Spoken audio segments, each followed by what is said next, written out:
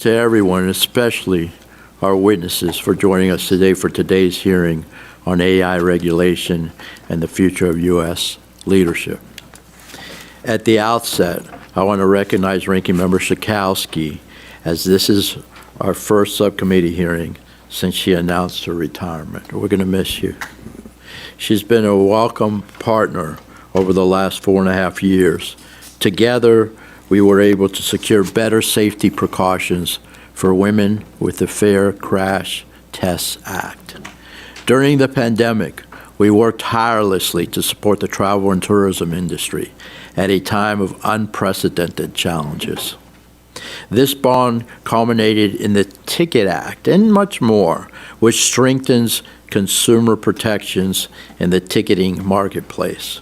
Congress and the ENC, Energy and Commerce, of course, won't be the same without Ranking Member Schakowsky, but her legacy will be long remembered.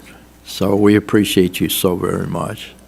Since the public release of ChatGPT, AI has become a household name. AI products and services are being developed at breakneck speed, delivering new innovations to consumers. These technologies can revolutionize the economy, drive economic growth, and improve our way of life. Like every technology, however, AI can be weaponized when it is in the wrong hands, as you know. Thankfully, AI is already regulated by long-standing laws that protect consumers. Because of the great potential of these technologies, Congress must be careful when we impose additional obligations on AI developers and deployers. Our task is to protect our citizens and ensure that we don't cede U.S. AI leadership. Much of the AI marketplace is comprised of small startups looking to get a foothold in the revolutionary space. And heavy-handed regulations may ensure that the next great American company never makes it. If we fail in this task, we risk ceding American leadership in AI to China, which is close on our heels, as you know. Other economies are also eager to write the global AI rulebook, often to their own detriment and the detriment of the American leadership. The U.S., of course, the EU recently enacted its own AI Act. While it is still being implemented, the EU's complex law suffers from many of the innovation-chilling effects we saw with the GDPR. We must also keep a close watch on whether Europe uses the AI Act and other regulations to unfairly target American companies. We're here today to determine how Congress can support the growth of an industry that is key for American competitiveness and jobs without losing the race to write the global AI rulebook. Our witnesses today will help us understand how we achieve that dream. So again, I want to thank the witnesses for being here, and I look forward to your testimony. Now I'll yield 5 minutes to the ranking member, my good friend, Ms. Schakowsky. Boy, we are going to miss you. So thank you very much for your service to our country. And you've got much more left. So we appreciate it, and I look forward to the good work together. I yield to the gentlelady. Well, thank you, Mr. Chairman Gospelarakis. I am so happy to hear your words, and I support you. I am so grateful to you. I will be here another about year and a half, so don't get too comfortable. And I appreciate it. Today we are, we are discussing what is happening with how we're protecting consumers. That's what I'm always thinking about. And the very idea that we are going to allow 10 years of right for the intelligence, for Being exposed to scams and having their data stolen.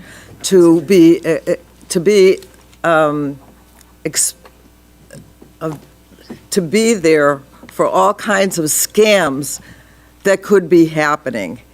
And instead of 10 years for HI, I mean, that's just insane. And I can't understand why we would do that. Our job right now is to protect consumers. And we know that even now that people are getting scammed by issues that come out. And we want to make sure that we have that kind of protection. And so I think it is absolutely something we should say zero time as we watch HI develop. Not 10 years. We haven't done that for anything else. And for us to do that now makes absolutely no sense and puts all consumers at risk.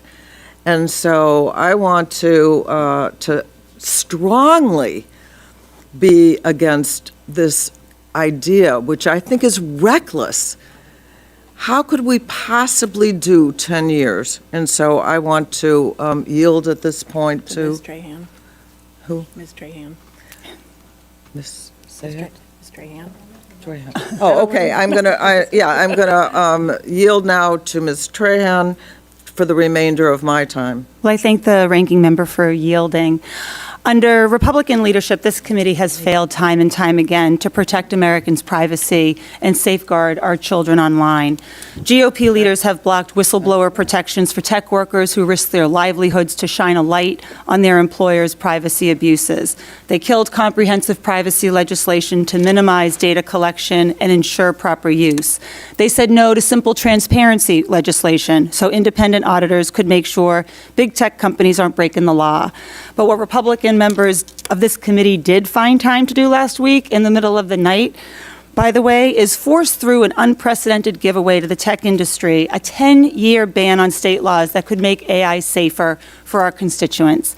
Make no mistake, the families who have come to this committee and begged for us to act won't benefit from this proposal. But you know who will? The big tech CEOs who are sitting behind Donald Trump at his inauguration. Now, we can agree that a patchwork of various state laws is not good for innovation, for business, or consumers. But this is a bad policy because it sets another disincentive for us to act urgently or even in time. All the while, Republicans are once again ceding Congress's duty to protect Americans' privacy to the very companies who are perpetrating the worst abuses online. You're basically inviting the fox into the henhouse, and you're doing so under the justification that this will somehow motivate Congress to unify the patchwork of state laws currently in existence. But that hasn't happened yet. Just look at what happened to the privacy bill that we crafted together on this committee. The moment that big tech started lobbying against it, the Republican Speaker and Majority Leader caved. They killed the bill. And now you turn around and try to deceive the American people into accepting this ridiculous alternative. Come on. Our constituents aren't stupid. They expect real action from us to rein in the abuses of tech companies, not to give them blanket immunity to abuse our most sensitive data even more. At the same time, our Republican colleagues are complaining about Europe's tech laws, which we can acknowledge are imperfect. But at least they had the guts to do something, literally anything, to make the internet better for the folks they represent.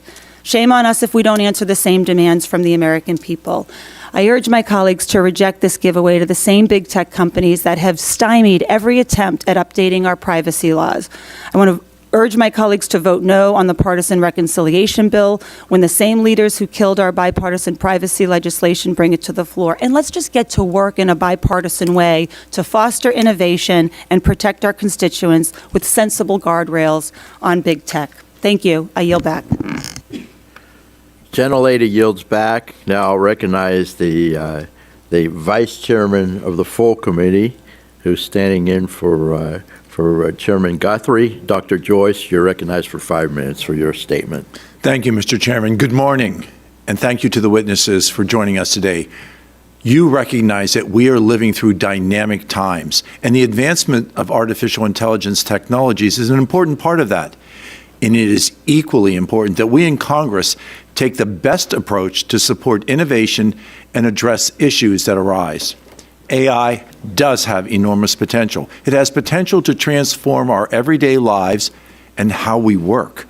From revolutionizing drug research and development to fortify our energy grid, AI has the potential to drive major breakthroughs across virtually every sector of our society.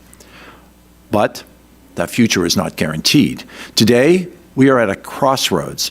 The decisions that we make on AI regulation are critical and will determine whether we allow innovation to flourish or risk falling behind on the global stage. Today, American innovators are experiencing significant regulatory headwinds at home and abroad that could jeopardize our global leadership. Across the Atlantic, the European Union has enacted its AI Act, which imposes a sweeping top-down regulatory regime. The EU AI Act is overly complex and restrictive, creating a one-size-fits-all framework that does not account for the diverse and rapidly evolving nature of AI technologies. It is a stark example of regulation going too far and stifling innovation by imposing heavy burdens on businesses through layers of new bureaucracy that slow down progress, particularly for startups and small businesses. Here in the U.S., we see similar challenges unfolding with the patchwork of state AI laws rapidly taking shape. Just since January, there have been over 1,000 AI bills introduced across the United States. These measures vary widely in their definitions, in their requirements, their enforcement mechanisms, and in their scope. These emerging patchwork of regulations are creating confusion and inconsistency. Small businesses and startups navigating 50 different sets of roles will have a harder time competing with larger, well-established companies that can afford to navigate this regulatory maze. Innovation depends on the ability of small upstarts to compete with the established players. That is why this committee is focused on creating a national framework to provide clarity and consistency without stifling growth. We need a federal approach that ensures consumers are protected when AI tools are misused, and in a way that allows innovators to thrive. We must not make the same mistake that the EU has made with the EU AI Act, effectively choosing not to allow industry in AI to grow. A patchwork of conflicting and burdensome AI rules will have direct impacts on the federal government as well. The Department of Commerce, like a great deal of federal agencies, must adopt AI if they're going to operate effectively in the 21st century. Yet, if America's AI innovators are held back by a state patchwork, these AI tools might simply never be built, or they'll be offered at a higher price to the taxpayer. To be clear, I am not advocating for a free-for-all, Wild West type regulatory environment. On Monday, Chairman Guthrie was proud to stand with President Trump as he signed the Take It Down Act. This law is a prime example of targeting a specific harm with a narrowly tailored law to fill a gap that has been identified in existing law. This committee has a long history of fostering American innovation, and now more than ever, our leadership on this topic is essential. Let's continue this legacy by making sure that the next chapter of AI innovation is written right here in America. This includes bold investments, clear rules, and leadership that keeps us ahead of our adversaries. I look forward to working with my colleagues and hearing from our witnesses today on how we can unlock the full potential of artificial intelligence. Thank you, Mr. Chairman, and I yield. Thank you very much. I appreciate it very much. And yeah, that was a major accomplishment by this committee, the Take It Down Act. And I tell you what, we're going to do a lot of good things for our kids in the next year and a half. So we appreciate it very much. Now we have Dr. Schreier, who's filling in for the very capable ranking member, Mr. Pallone. Dr. Schreier, you're recognized for 5 minutes. Thank you, Mr. Chairman, for recognizing me to deliver opening remarks from Ranking Member Pallone. At this moment, he has been in the Rules Committee all night and is still in the Rules Committee defending the American people from the terrible impacts of the Republicans' tax bill that will kick people off of Medicaid and food assistance in order to pay for tax cuts for billionaires. His statement now. This Congress, we've heard from many witnesses over multiple hearings about the significant benefits of artificial intelligence and the very real harms that AI models and applications can and have already caused. Unfortunately, in a giant gift to big tech, committee Republicans supported a provision in their terrible tax bill last week that imposes a 10-year ban on any state's ability to enforce their own laws protecting consumers from the harms caused by AI. I agree with my colleagues that we need strong federal legislation to govern and guide the development of these powerful AI systems as they are rapidly incorporated into more and more aspects of our everyday lives.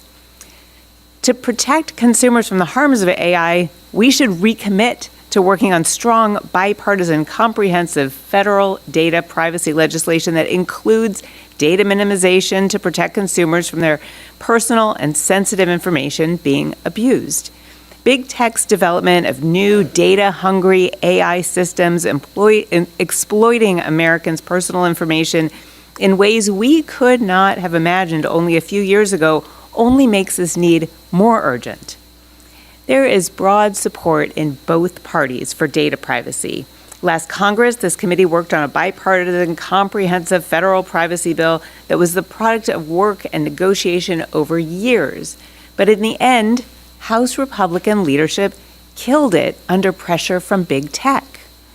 And now my Republican counterparts are suspending for 10 years any enforcement of rules and laws already on the books in states and cities across the country without any proposed replacement. The Republicans' giant gift to big tech would block enforcement of laws on the books right now that are protecting Americans from real-world harms.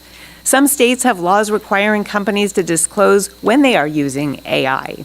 Others have laws protecting against the use of deep fakes in elections and protecting consumers when AI is used to deny health care, education, housing, and employment. Some state laws and regulations provide guardrails ensuring that states and cities themselves are careful in their purchase and use of AI systems. And now Republicans want to ban enforcement of all those state laws with absolutely no national bill ready to go to address the real-world harms from AI. Instead, Republicans have touted last Congress's bipartisan AI task force report, but that report does not include fleshed-out legislative prescriptions, just broad-stroke concepts. Notably, the task force report includes a chapter on preemption that acknowledges federal preemption has both benefits and drawbacks. It recommends Congress perform a study, not remove states and local governments entirely from responsibility.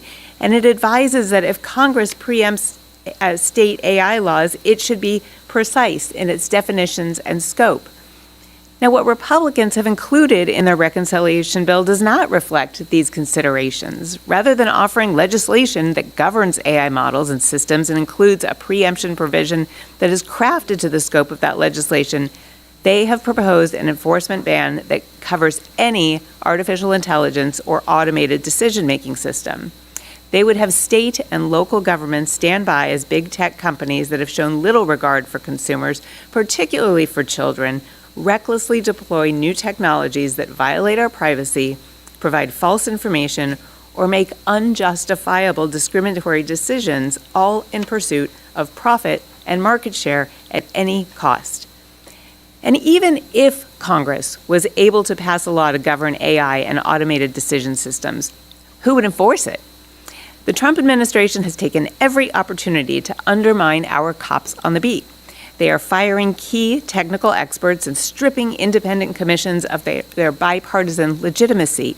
They're also cutting resources and funding and weakening or rescinding existing measures that would help protect American consumers and support American businesses in the global competition with China. This pattern of gifts and giveaways to big tech by the Trump administration, with the cooperation of Republicans in Congress, is hurting American consumers. Instead, we should be learning from the work our state and local counterparts are doing now to deliver well-considered, robust legislation, giving American businesses the framework and resources they need to succeed while protecting consumers. And with that, I yield back. Gentlelady yields back. And now we'll hear from our witnesses. Today we have Mr. Sean Heather, Senior Vice President of the U.S. Chamber of Commerce. Welcome. We have Ms. Amba Kak, who is the Co-Executive Director of AI Now Institute. Welcome. Mr. Adam Thier, the Senior Fellow at R Street Institute. And then we have Mr. Mark, and I'm going to get this right, Bhargava, Managing Director of the General Catalyst. Welcome, everyone. And now we'll hear from Mr. Heather. You're recognized for 5 minutes. Thank you. Well, thank you, Chairman Bilirakis and Ranking Member Schakowsky, and to the rest of the subcommittee. It's a pleasure to be here to testify on the international perspectives of today's hearing. While I am a Senior Vice President, I lead our work on international regulatory affairs. Earlier this year, Vice President Vance at the AI Action Summit in Paris warned that, quote, excessive regulation was a threat to harnessing AI's potential. The Chamber could not agree more. Our message to policymakers is not to lose focus on the opportunity of AI. In my remarks, I'd like to focus on Europe's approach to regulation, highlight concerns with the EU AI Act, and close my testimony with why we should care about what Europe is doing on AI. Historically, Europe takes a precautionary approach when regulating. This means that Europe often regulates before there is well-documented need. Further, the European Union exists to establish a, quote, single market to prevent its sovereign member states from creating a patchwork of laws. In recent years, we've seen a slew of digital economy regulation from Europe, yet none of these policies have made Europe more competitive. Yet today, we now know Europe is woefully behind in key digital sectors. And as a result, the new justification to regulate has emerged: tech sovereignty. The European Commission President has asserted that Europe must be able to make its own choices, while French President Macron has called for Europe to develop and roll out the key technologies of tomorrow. Fortunately, Europe is beginning to realize it cannot regulate its way to innovation and economic growth. In a recent critical self-assessment requested by European officials, the Draghi report found that Europe's struggle to compete stems from burdensome EU regulatory regimes. Now let me turn to the EU AI Act. The Chamber believes the EU fails to achieve a balance between regulating risk and fostering innovation. First, Brussels failed to review its existing legal frameworks. AI is a technology, less so a product or service. Existing EU laws governing products and services are not suddenly made obsolete because of AI. Yet rather than carefully evaluating gaps in existing law, the EU chose to add a layer of regulatory complexity at the expense of innovation. Beyond the law, the EU also establishes a code of practice. While not currently mandatory, we are concerned that it will function as a de facto benchmark for evaluating industry compliance with the law. The code mandates extensive disclosure of sensitive business information to the regulator, downstream providers, competitors, including China, and potentially the public. This raises two major risks. First, releasing the know-how behind the technology could enable misuse of powerful AI systems. And second, forcing the value of IP being disclosed undermines investment incentives. So, why does this matter? Why not let Europe continue to regulate its way out of being a serious player on AI? First, we need partners. The transatlantic trade relationship is vital to the United States. Annually, trade in services alone is $475 billion, and we enjoy a $75 billion trade surplus. Our competitive advantage in AI will power the future of our trading relationship. Second, we need to prevent the spread of the EU AI Act from being adopted around the world and across the states. The EU's approach to AI is already being considered in places like South Korea, Canada, and Brazil. In the United States, the AI Act's influence is noticeable. States like Colorado, California, Texas, and Virginia have introduced AI regulations that echo Europe's approach. The Chamber is concerned that burdensome EU-like policies will be adopted domestically at the state level, potentially leading to a fragmented regulatory landscape across the United States. Third, we care because we must not allow American companies to be discriminated against. The AI Act's extraordinary extraterritorial reach imposes substantial compliance costs on U.S. business, diverting considerable resources away from innovation and undermining our competitive edge. From requiring non-EU companies to appoint authorized representatives to overly broad classifications of high-risk AI application directed at non-EU companies and more, the AI Act places American companies at a competitive disadvantage. By imposing these barriers, the EU risks not only harming U.S. businesses, but those discriminatory practices may also be replicated in other countries. Moreover, the Act opens the door for massive fines, as high as 7% of global annual sales. In closing, it is estimated that AI will contribute $15.7 trillion to the global economy by 2030. America's leadership on AI is not guaranteed, but today we are well positioned to lead. In 2024 alone, private AI investment in the United States was 12 times greater than that in China and 24 times greater than that in the UK. Such massive U.S. financial commitments translates into tangible outcomes. Last year, the U.S. produced 40 state-of-the-art foundation models, significantly outpacing China's 15 and Europe's 3. The opportunity AI holds is before us, but American leadership will only continue if regulatory environments promote innovation, encourage private sector investment, and embrace technological change. Thank you, and I look forward to taking your questions. Thank you, Mr. Herbert. Appreciate it very much. And now, Ms. Kack, you're recognized for 5 minutes. Chair Bilirakis, Ranking Member Schakowsky, and esteemed members of this committee, thank you for inviting me to testify. Yeah. There we go. My name is Amba Kak. I co-lead the AI Now Institute, the leading independent research center focused on tackling concerns with AI. My main message today is that the race to win on AI must be focused on delivering victories first and foremost to the American people. To do this, we must ensure that U.S. leadership defines the frontier through technologies that are best in class, guarantees that firms compete on the merits, and set a gold standard for rigor, security, and shared prosperity.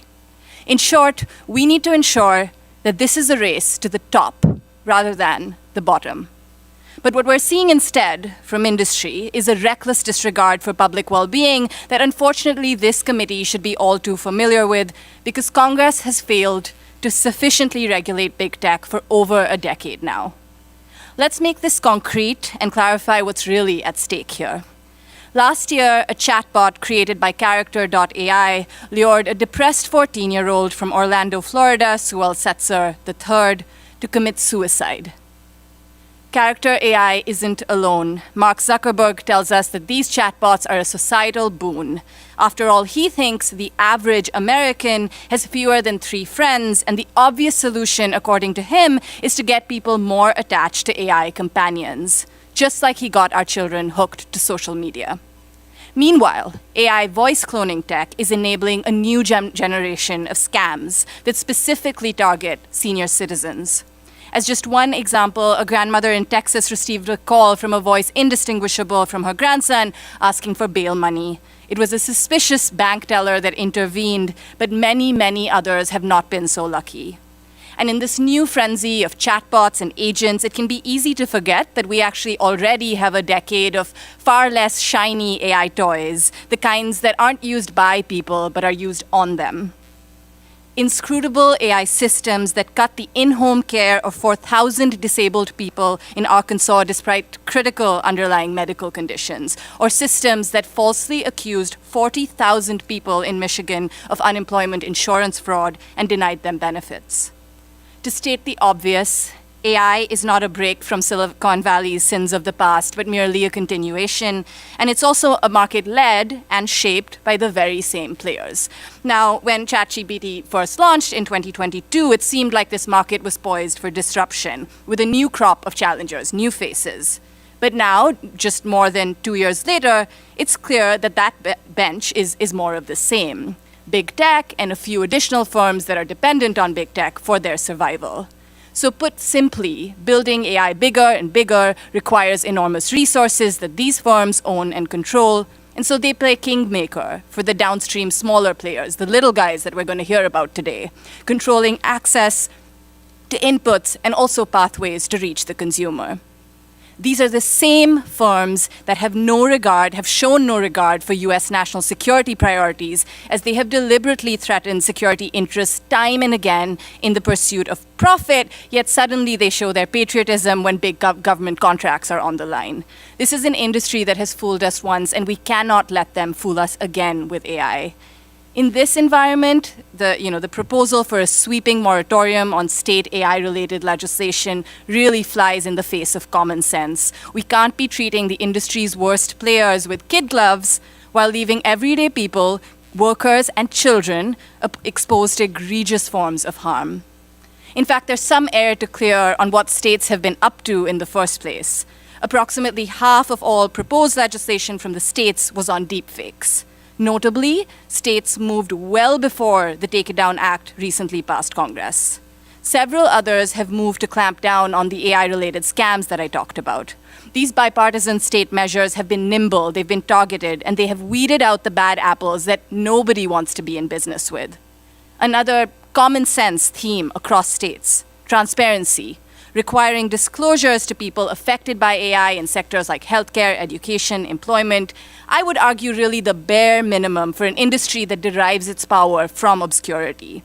And to be clear, we should be treating these measures as the floor, not the ceiling. A moratorium on AI-related state laws would, at a time when there are minimal federal laws in place, would instead set the clock back, and it would freeze it there. Why we would treat these companies with kid gloves at a moment when they need more scrutiny, not less, is what should be in focus today. And we don't have 10 years to wait. Thank you. Thank you very much. Now we have Mr. Thier. You're recognized for 5 minutes, sir. Thank you. Thank you. Chairman Bilirakis, Vice Chairman Fulcher, Ranking Member Schakowsky, and members of the subcommittee. Thank you for the invitation to participate in this important hearing today. My name is Adam Thier, and I'm a senior fellow at the R Street Institute, where I focus on emerging technology policy issues. My message here today boils down to 3 points. First, America's AI innovators risk getting squeezed between the so-called Brussels effect of overzealous European regulation and the so-called Sacramento effect of excessive state and local mandates. Second, this regulatory squeeze will prevent our citizens from enjoying the fruits of the AI revolution and undercut our nation's efforts to stay ahead of China in the global AI race. Third, Congress should take steps to address both matters, and on the specific problem of state overreach, it should protect the development of a robustly innovative market in interstate algorithmic commerce and speech by imposing a moratorium on state AI regulation. AI faces a crucial policy question today. Will it be born free or born inside a regulatory cage? America benefited from ensuring that personal computing, digital technologies, and the internet were largely born free. Through smart, bipartisan policy choices this Congress implemented in the 1990s, America gave entrepreneurs, investors, and workers a green light to go out and dream big. And they delivered. In 2022 alone, the digital economy contributed over $4 trillion of output, $1.3 trillion of compensation, and 8.9 million jobs. America's innovators became global leaders in every digital technology field. This is an incredible public policy success story, but today, fear-based regulatory policies from both abroad and our states now threaten it. We know why Europe wants to destroy America's winning model, but why would some U.S. policymakers want to undermine it with 1,000 AI-related bills, many of which adopt Europe's heavy-handed approach? Even if one sympathizes with some of these bills, put yourself in the shoes of an entrepreneur who is pondering how to build the next great application, only to face hundreds of different regulatory definitions, compliance requirements, bureaucratic hurdles, and liability threats. Costly, contradictory regulation is a surefire recipe for destroying a technological revolution and decimating little tech innovators. An AI moratorium offers a smart way to address this problem by granting innovators some breathing space and helping ensure a robust national AI marketplace develops. Congress has used moratoria before to protect interstate commerce and promote innovation. The Internet Tax Freedom Act of 1998, for example, prevented the development of multiple indiscriminatory taxes on the Internet. An AI moratorium like the one that this committee passed recently would work in a similar fashion by limiting regulations that burden interstate algorithmic commerce. Some have incorrectly claimed that an AI moratorium would leave consumers unprotected online. In reality, AI-related harms can already be addressed under many existing policies and court-based standards, including unfair and deceptive practices law, civil rights law, and other consumer protections. Biden administration regulators released a statement in 2023 noting their authority to, quote, enforce the respective laws and regulations to promote responsible innovation in automated systems, end quote. The Massachusetts Attorney General has similarly noted that, quote, existing state consumer protection, anti-discrimination, and data security laws apply to emerging technology, including AI systems, just as they would in any other context. Meanwhile, some state lawmakers are acknowledging the danger of regulatory overreach. Last year, Governor Newsom vetoed a major AI regulatory effort in his state after many congressional Democrats sent letters urging him to reject it. Connecticut Governor Ned Lamont also recently said, I quote, just worry about every state going out and doing their own thing, a patchwork quilt of regulations.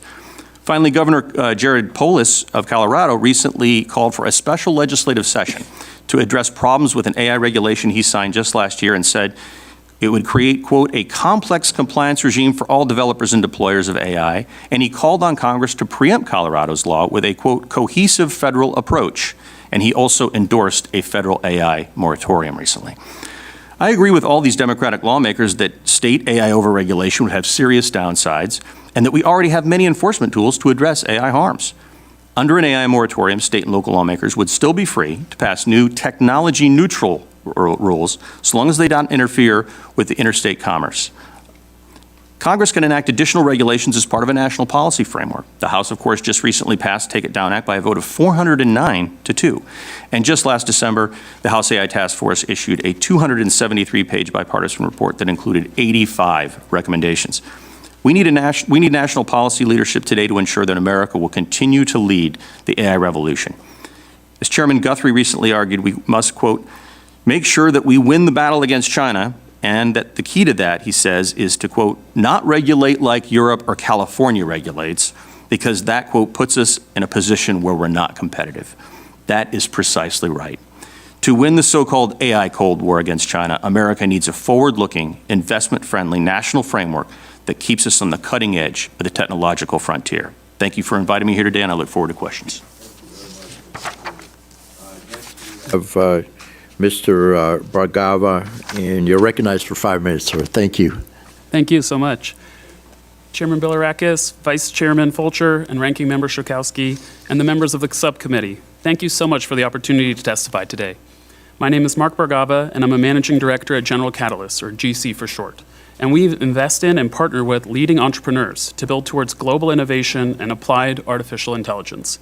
We are committed to investing in an array of entrepreneurs, particularly in transformative technologies like artificial intelligence. A small sampling of the 800+ startups we have backed over 25 years include Airbnb, Stripe, Canva, Anduril, Circle, Applied Intuition, Pacific Fusion, Commure, and many others. At General Catalyst, I co-lead our creation strategy, which is focused on incubations as well as transformations. I also focus on early-stage investing, and I contribute to GC's expanding AI efforts. Prior to General Catalyst, I spent years as a founder and an operator with an emphasis on new fintech and artificial technologies before selling my company. The company I founded helped institutional investors responsibly invest in the digital asset space, another area that is ripe for disruption. I am also an angel investor and work closely with startups and founders on sales, distribution, and fundraising. Having experienced many sides of the innovation ecosystem, I feel I have a unique perspective on behalf of GC to offer to this subcommittee today, and I'm very appreciative of you being here. AI is not only shaping the future of our economy, it's shaping the fabric of our society. From healthcare to national security to education, it is embedded in the systems that affect every one of us. As investors at GC, we work closely with founders at the earliest stages of company building, and we have a responsibility to ensure that technologies we help fund are aligned with American values, are safe to use, and are good for the world. The United States has a unique opportunity and obligation to lead in defining global norms around AI, especially as the AI race between China and the US intensifies. I believe that the U.S. playbook on AI, with American ingenuity, creativity, and cutting-edge innovation, and with the right policies in place, will win out over China. But as we seek to lead, we must strike a careful balance. We need a government framework that promotes safety, protects fundamental rights, and is transparent, while it also enables innovation, investment, and global competitiveness. Inflexible or premature regulation risks, pushing innovation offshore and weakening our national and economic security. Alternatively as well, though, a complete absence of guardrails could lead to real societal harm and could erode the public trust.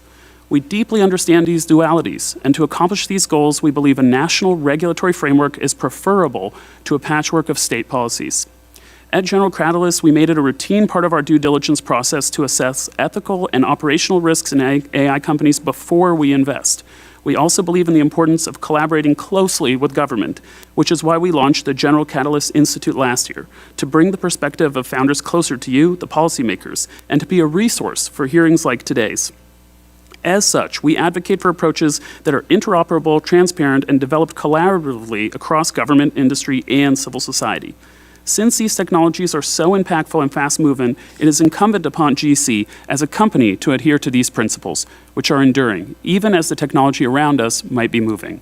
As we are seeing with regulatory frameworks throughout the world, prescriptive language can sometimes cause unintended harm. This is why we believe that as we help foster small and emerging innovators, our operational principles are the bedrock of the global AI playbook. To help the government find the right balance of regulatory certainty at the federal level is the single most important variable. We have seen where federal government inaction can cause confusion and slow innovation. 30 years ago, as the world was introduced to a new concept called the World Wide Web, states enacted a patchwork of laws to address various issues in the absence of the federal framework. However, it was Congress's work, beginning in this very subcommittee, to adopt the Telecommunication Act of 1996 that set in place the national framework needed to allow for the growth of the internet as we know it today. As this committee seeks to once again develop the U.S. playbook for AI for the world to follow, I would like to offer a few concrete recommendations. 1. Investors can and should play a pivotal role by demanding transparency, bias mitigation, and alignment with ethical standards before companies have product market fit. 2, frameworks like model cards, algorithmic audits, and red teaming should be embedded early and as an industry best practice. 3rd, the government cannot govern AI alone. Industry, academia, and civil society must co-create standards and stress test these systems together. And 4th and lastly, sandboxes, pilot programs, and public R&D investment are critical tools for government support. I really look forward today to sharing the innovation ecosystem and telling you more about what we're seeing in the field, and I'm greatly appreciative of the time you all make today. Thank you so very much, and I appreciate all of you. So we're going to go ahead and start with questions, and I'll ask the first questions, and then I'll get to to the ranking member. So, Mr. Heather, I'm concerned that American companies face disproportionate enforcement actions from European regulators. Since Europe's privacy law, the GDPR, went into effect, American companies have paid 83% of all fines levied by European regulators. I know you had mentioned this. That strikes me as an excessive means to subsidize their fiscal needs on the back of American businesses. So do you think Europe is targeting American innovators? And should we be concerned that the AI Act will be used for similar ends? Thank you for the question. Yes, in my experience, Europe has fallen in love with fines as their enforcement tool. It started under their competition laws, and we see that they've uniquely gone after American companies with what they call abuse of dominance fines. Those fines are actually a magnitude greater than what they do when they fine cartels. Cartels are the kind of the worst antitrust violation possible, and yet their biggest fines are held out for American companies versus European companies that are involved in cartels. That same practice is now continued into the GDPR. We see fines on a scale much bigger levied against U.S. companies. In many cases, there's not even an identified harm as a result of the quote-unquote violation. Some of these are technical violations where they've chosen to amp the wattage up on fines. They've now taken this fining policy and put it into other EU laws like the DMA and the DSA. It is also embedded in the AI Act. We fully expect that at least the path and practice that Europe has been on will continue to use fines. They will continue to be disproportionately larger against American companies, and the justification for it is not very strong. I would also point out that when these fines ultimately get before the European courts, American companies are actually having success. It takes a long time to get there, but the European courts have annulled these decisions in some cases and have reduced the fines. So we do have a problem with Europe in the way they use fines to enforce their regulations. Thank you very much. I've still got some time. Mr. Bhargava, you've stated that the VC firms like General Catalyst, as well as AI startups, are already starting to address potential risks around AI. Can you share more about what these steps look like and how government can work with, rather than against, AI innovators to support AI innovation and protect consumers, please? Yes, absolutely. General Catalyst is a global venture firm. We're based here in the U.S. We have offices here, but we also have offices in London and Berlin and in India, so we can provide a global perspective. For every AI company we invest in, regardless of the location, we do 4 things. 1, we look at the data it's using for training its models and how they filter it, how they collect it. 2, we actually look at the systems in which they train those models and have a robust framework. 3, we look at the output of the models and stress test that in various ways. And lastly, 4th, we ask every AI founder to write for us what they think the downstream implications that are negative could be. And so we hold the companies we invest in this high standard. And it's allowed us to invest in companies like Europe's leading AI company, Mistral's, one of US's leading ones, Anthropic, various ones in India as well. So as a firm, we put in place these standards. We also encourage the federal government to put in place frameworks and standards and guidelines as well. Thank you very much. What I'll do now is yield minutes to the ranking member of the subcommittee. You're recognized for 5 minutes, Ms. Schakowsky.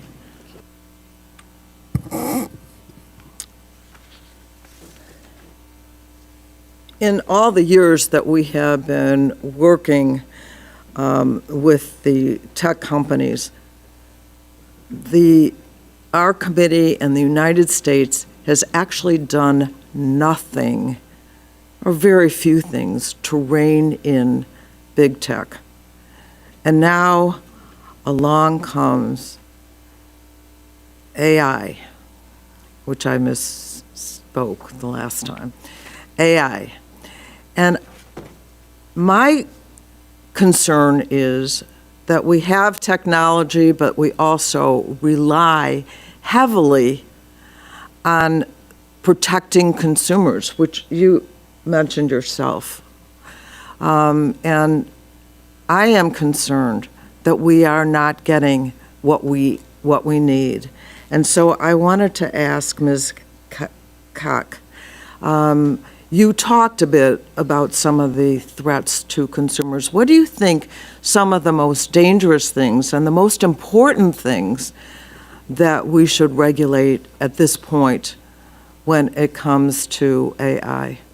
Thank you, Ranking Member Schakowsky, and thank you for your leadership on these issues. It's a very long list, but simply put, if this moratorium were to go through, American consumers would have even less protections than they have today against some of the worst AI abuses and exploitation. So just to give you an example of the kind of incentives we're already seeing proliferating, first, and I mentioned this in my testimony, we have new variants of scams, manipulative AI companions that are targeting those most vulnerable among us, not to mention our children.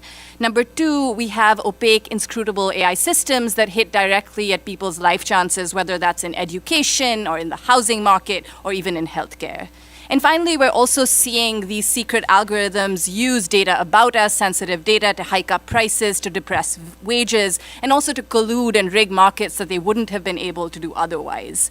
I also want to mention that many of the customers of AI are actually small businesses. And these small businesses are also going to be left unprotected against fraud and vulnerable to what we're seeing right now in the AI market, which is a lot of snake oil salesmen making claims that they can't always back up. So we need to forget that every single one of these legal protections that are potentially on the chopping block today have been hard fought. They are a result of direct, experiences of harms from state lawmakers and their constituents. And I think it really, would wipe out the very little tools we already have in our toolbox. What it would mean is that ordinary consumers need to rely on costly, lengthy and also very complicated litigation in order to remedy harms, and that's assuming that those harms can even be remedied after the fact. I gave some really, devastating examples in my testimony. Sometimes the kinds of AI harm that AI is causing cannot be remedied at all. I appreciate the work and the thought that you've given to this, and I think all of us, members of Congress, ought to put consumers first, and if we need to do some smart regulation, then that's what we ought to be having a conversation about, and I appreciate what you said, and I yield back. couldn't agree more on that statement. The last statement you made, Ranking Member. Now I'll recognize Mr. Falter, the Vice Chairman of the Subcommittee. You're recognized for 5 minutes, sir. Thank you, Mr. Chairman. Thank you to the panel for being here today. I've got a question. I'm going to start with Mr. Heather, but I want to set it up with a couple of comments first here. I'd like to talk about the different approaches to AI regulation and ensuring the U.S. companies don't face unfair barriers to selling their products and services abroad.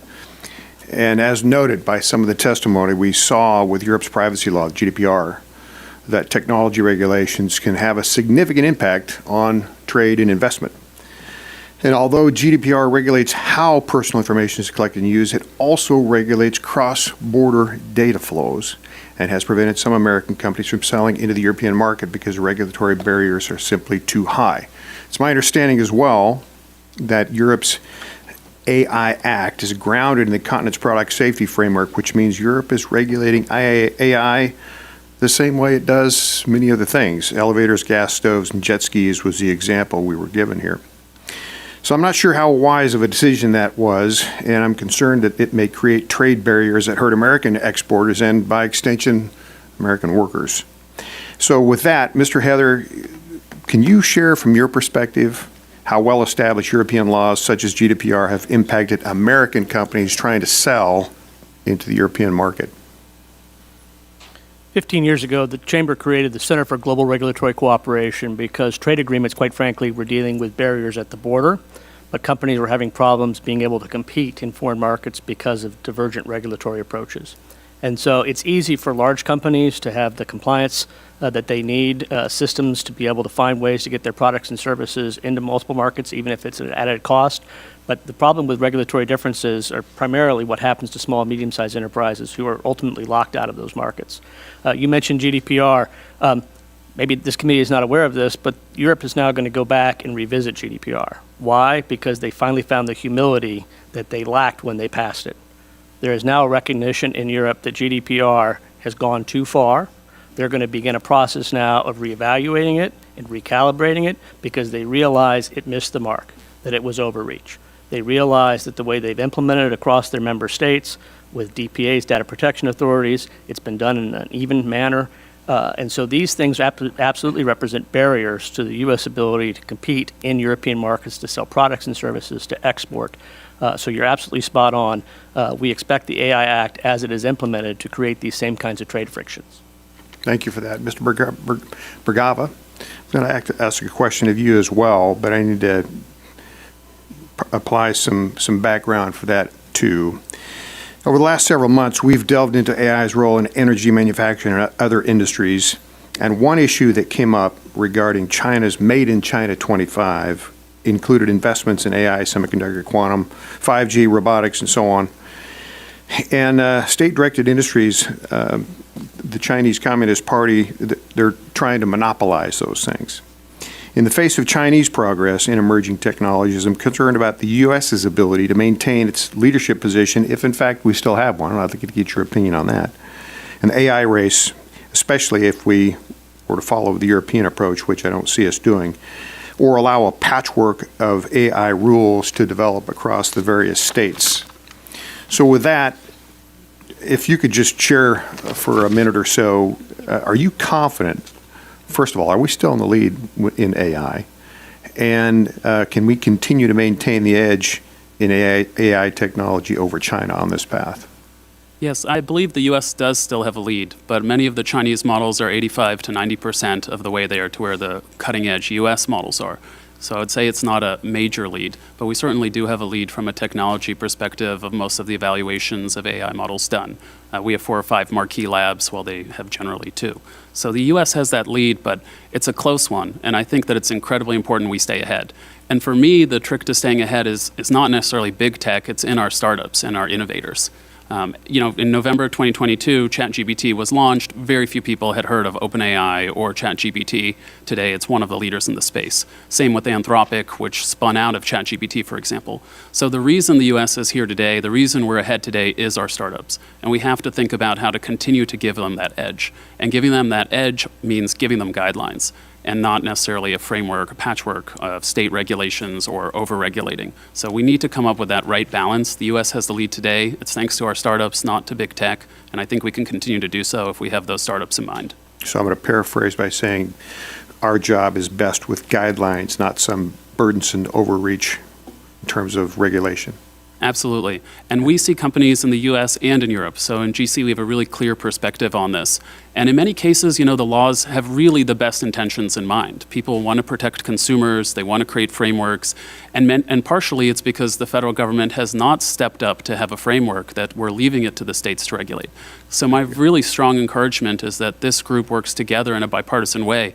I read your 200-plus page report, and I really think that if we can turn this into policy and enact it on the federal level rather than leaving it to the states, it would be in the best interests of the startups that we represent at General Catalyst. Thank you, Ms. Bergov. I've overreached on my time, so sorry. Mr. Chairman, I yield back. No problem. Thank you very much. And I know that the chairman of the task force, the AI task force, Mr. Albanolti, is working really hard on getting legislation done as soon as possible. So with the framework, and again, SMART, as the ranking member said, smart regulation. So, all right, now I'll recognize Ms. Castor, her 5 minutes of testimony.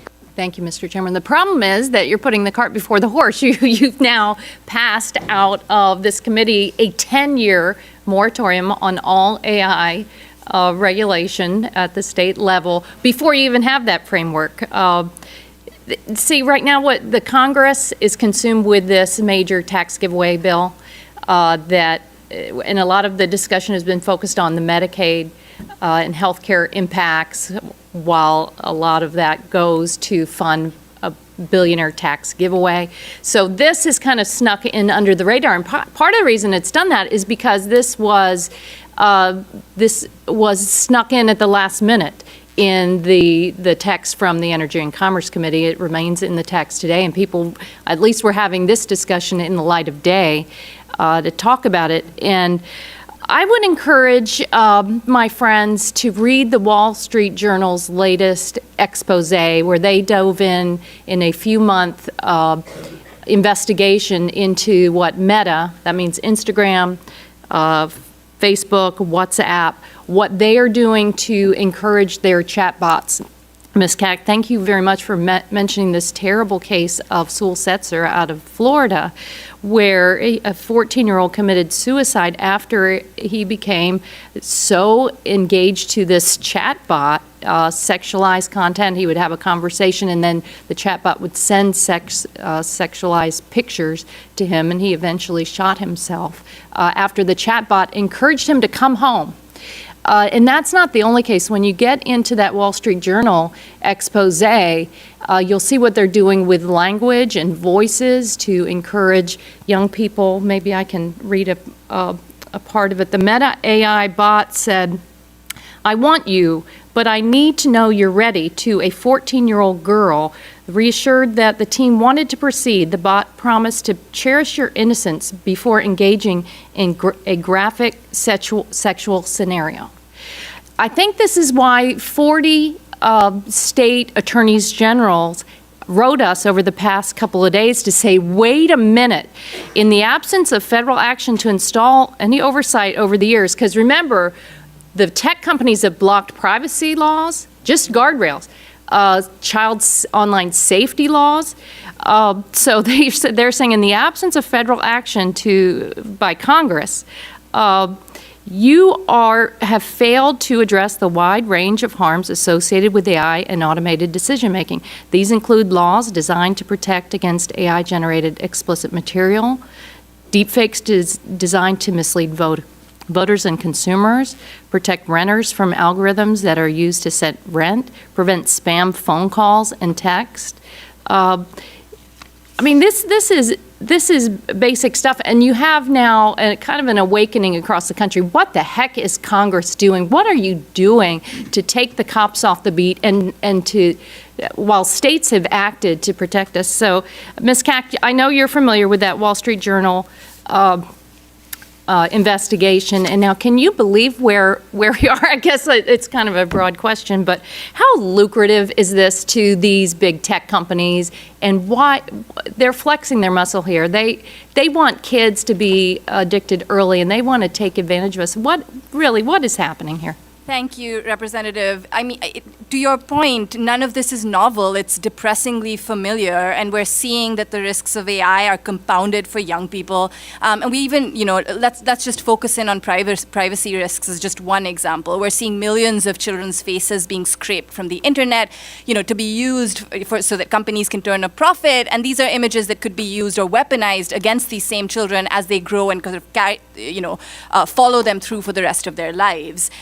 You mentioned voice data. I think it's important to note that when the FTC cracked down on Amazon Alexa for storing, voice prints of children long after they should have, their response was that, they were saving it indefinitely because AI. So AI has become a real free-for-all to trample on the rights of all consumers, but I would say with greatest threat to young people and children. And to the point that you just made, I think at the heart of this is a very corrosive business model that prioritizes capturing our attention, user engagement at any cost in the pursuit of profit. I think we need, targeted bright line rules to crack down on the worst bad apples, but we also need strong regulation that gets at the heart of this, invasive and really toxic business model.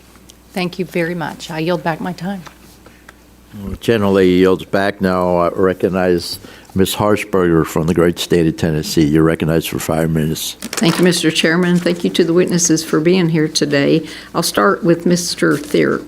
To support global deployment of American AI and restore regulatory alignment, should the U.S. pursue a voluntary federal trust label to certify the safety and reliability of AI systems? And if so, do you have any suggestions about what the key elements may be included in this voluntary system? There's a variety of good ideas, Congresswoman, in the House AI Task Force related to this and other ideas for national types of approaches to AI policy.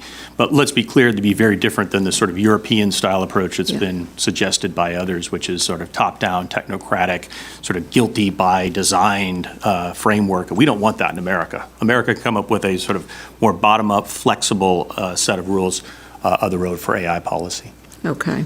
You mentioned that China's on our heels with AI, and 2023, the Cyberspace Administration of China released regulations regarding regenerative AI. In these measures, they explicitly provided compliance exemptions for industry, associations, enterprises, education and research institutions, public cultural bodies, and related professional bodies that simply research, develop, or use generative AI technology without providing such services to the public.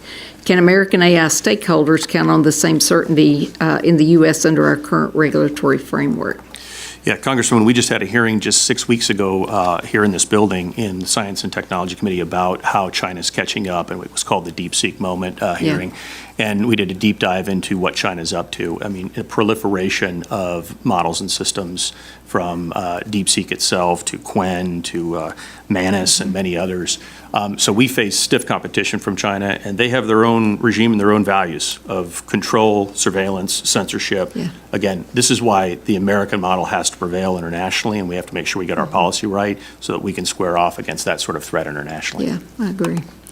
Mr. Bargava, you mentioned how AI sandboxes and pilot programs can help foster innovation in a U.S. playbook for AI that the world could follow. Do you have any successful examples that we could consider moving forward? Yeah, absolutely. Especially in the healthcare space, I think this could be extremely useful.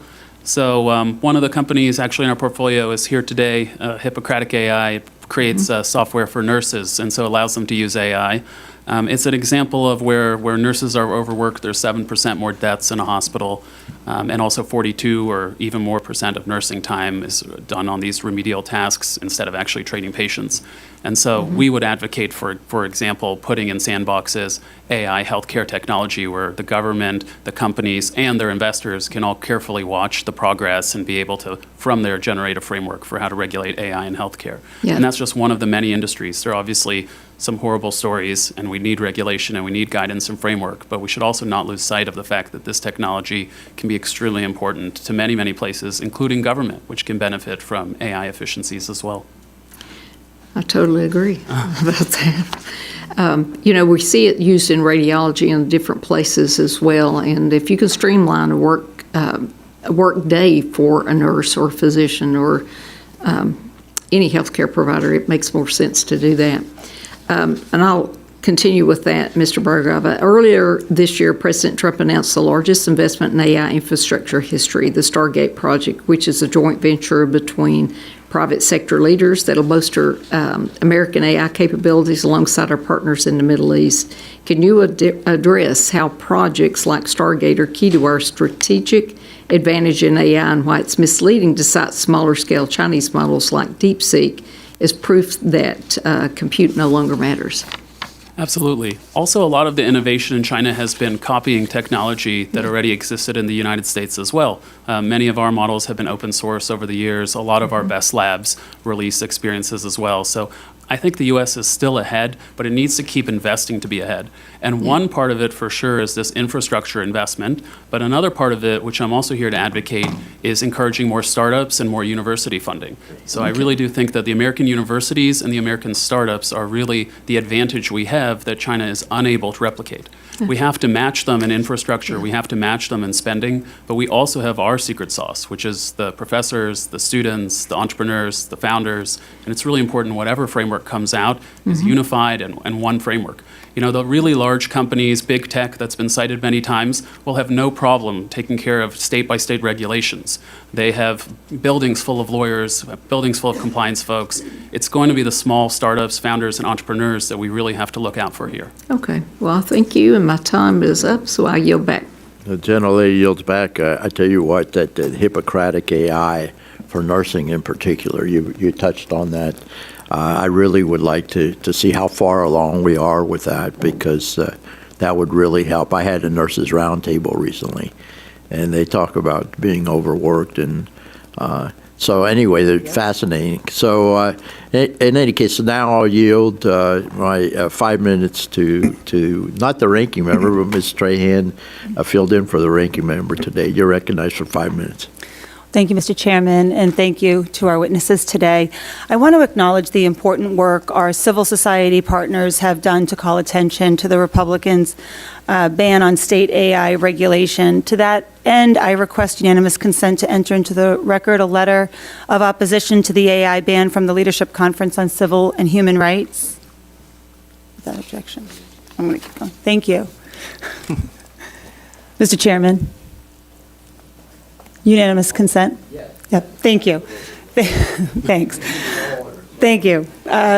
So the tech industry has been wildly successful in shaping the discourse around regulation on Capitol Hill, and it's even laid bare today. The very word regulation seems to strike fear in many of my colleagues and at least one of our witnesses.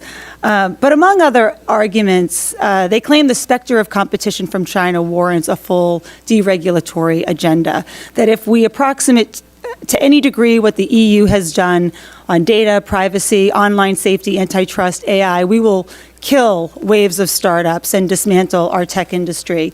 But their basic premise that America must choose between digital innovation or digital regulation is fundamentally and deeply flawed. I think it's a false choice. Mr. Burgava, I was thrilled to see General Catalyst represented on today's panel. General Catalyst has fueled tremendous growth in the greater Boston area and indeed across the entire Commonwealth of Massachusetts. You've been an entrepreneur, an advisor, an investor for many years now. As you see it, what roles do features like high-skill immigration, basic science research, and lenient bankruptcy laws play in fostering tech innovation? Well, first of all, thank you so much for the kind words. It is true, General Catalyst has been around 25 years, and we started in Cambridge, Massachusetts, and still have an office and strong presence there. Absolutely. I think there was a reason we started in Cambridge. It was right down the street from Harvard and MIT. And so the funding for those sorts of institutions and for startups and for research grants is extremely key. Another part that's key as well is if you look at the Fortune 500 here in the United States, 46% are founded by immigrants or children of immigrants. One of the biggest advantages we have over China is that we attract the smartest people in the world to our universities and to build companies here. So I think a lot of what you mentioned is absolutely true, and I agree with your sentiment that there has to be regulation as well. And I'm here today to try to advise on what regulatory frameworks at the federal level could be meaningful to protecting consumers. Thank you. I mean, the innovation equation is complex, as you indicated. It's got a heck of a lot of variables, certainly doesn't depend only on regulation. And the U.S. government has deliberately pursued an innovation agenda dating back to World War II. We invest heavily in basic science research. Our founder-friendly immigration policies import the best and brightest from overseas. Our lenient bankruptcy laws and cultural tolerance for risk-taking create an environment hospitable to startups. The EU has not pursued these policies to the same degree, and research suggests those decisions play a larger role in explaining why Europe doesn't have its own Google, Apple, or Meta. It is therefore false and disingenuous to blame EU's tech regulation for its low number of major tech firms. The story is much more complicated. But just as the EU may have something to learn from United States innovation policy, we'd be wise to study their approach to protecting consumers online. Mr. Berghoff, in your testimony, you stress the need for a governance framework that, quote, promotes safety, protects fundamental rights, and is transparent. I've long emphasized the benefits of transparency in protecting consumers' privacy and online safety, as well as providing a foundation for sensible, responsible policy making. Can you briefly discuss what meaningful transparency requirements for AI systems would look like? Absolutely. It is true that Europe has many fragmented markets. In fact, I think Europe has 24 official languages. So there's a lot of complexity to why it's been difficult to make large tech companies there. But I do think one of the elements has also been regulation. So it's not an either or, in my opinion, but it's a combination of structural challenges Europe has faced, as well as, in many cases, too much regulation.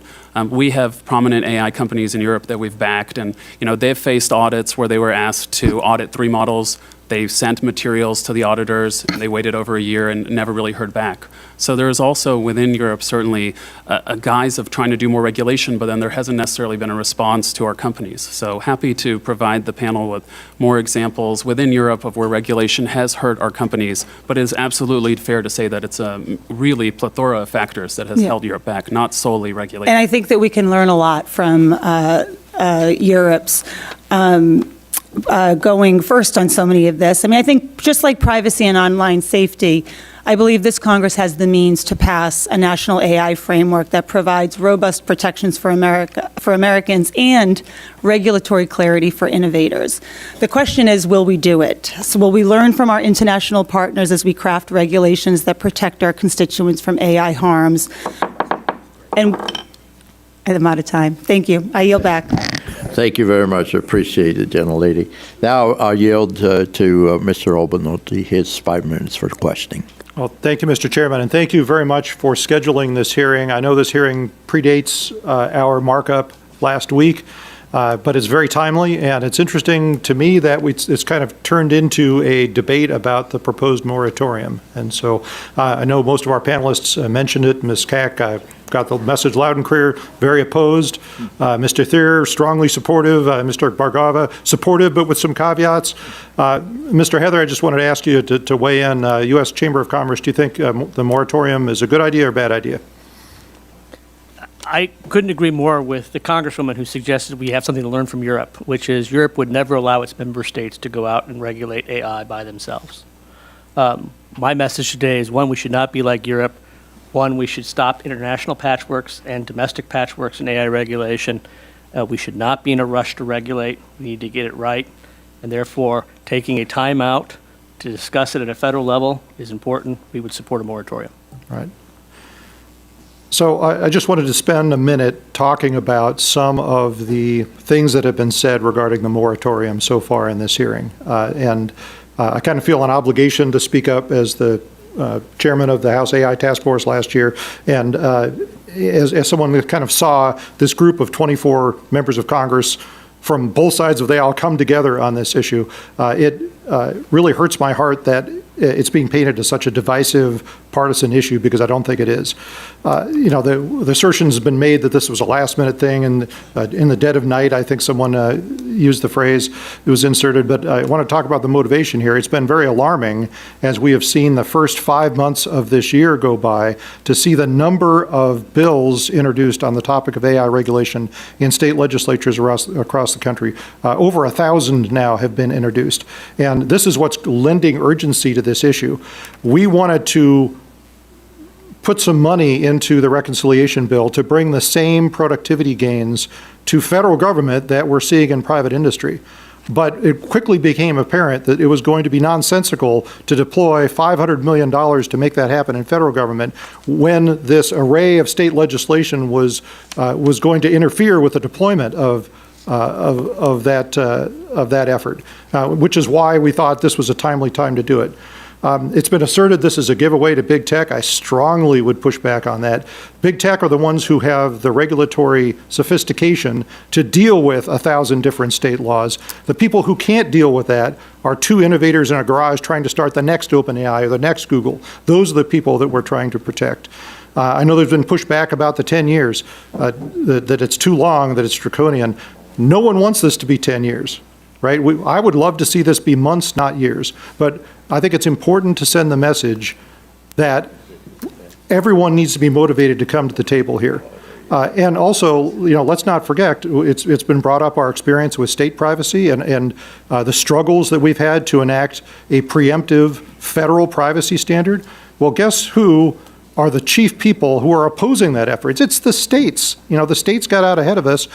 They feel a creative ownership over their frameworks, and they're the ones that are preventing us doing this now, which is an object lesson to us here of why we need a moratorium to prevent that from occurring in the case of AI. It's been asserted that this circumvents consumer protection laws. To anyone who thinks that, I would say, RTFB, read the freaking bill, right? Because we specifically put language in there that says that as long as your law does not specifically target AI, you can continue to enforce it, which includes all of the state consumer protection laws, things about fraudulent and deceptive business practices. The intent was never to put a moratorium on those, and those will certainly apply to AI. As long as you don't specifically target AI with those bills, the states will be free to do that. And then I wanted to bring it back here as my time winds up to what you said, Mr. Bargava, in your written testimony. About the key. I think I lost my mic. It was making too much sense.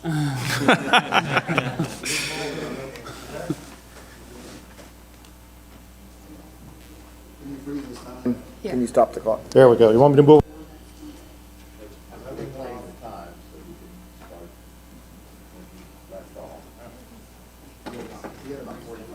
Okay, I'll wrap up here.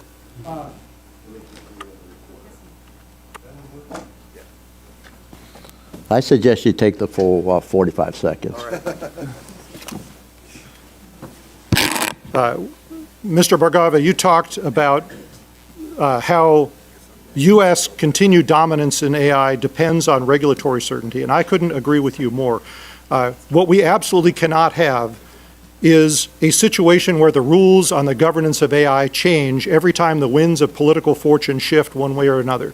Because we have innovators and investors that are making billion-dollar decisions on R&D and procurement, and they need regulatory certainty to do that. And the only way that that happens is if we provide that leadership. And the only way that that happens on a durable basis is if we do it on a bipartisan basis. So we absolutely need to get Congress on the job here to enact some of the things that we talked about in the task force report last year, and it has to be done in a bipartisan way. So let's get to work. I yield back. Thank you. Thank you. Okay, next we'll have Mr. Soto from the great state of Florida. You're recognized for 5 minutes.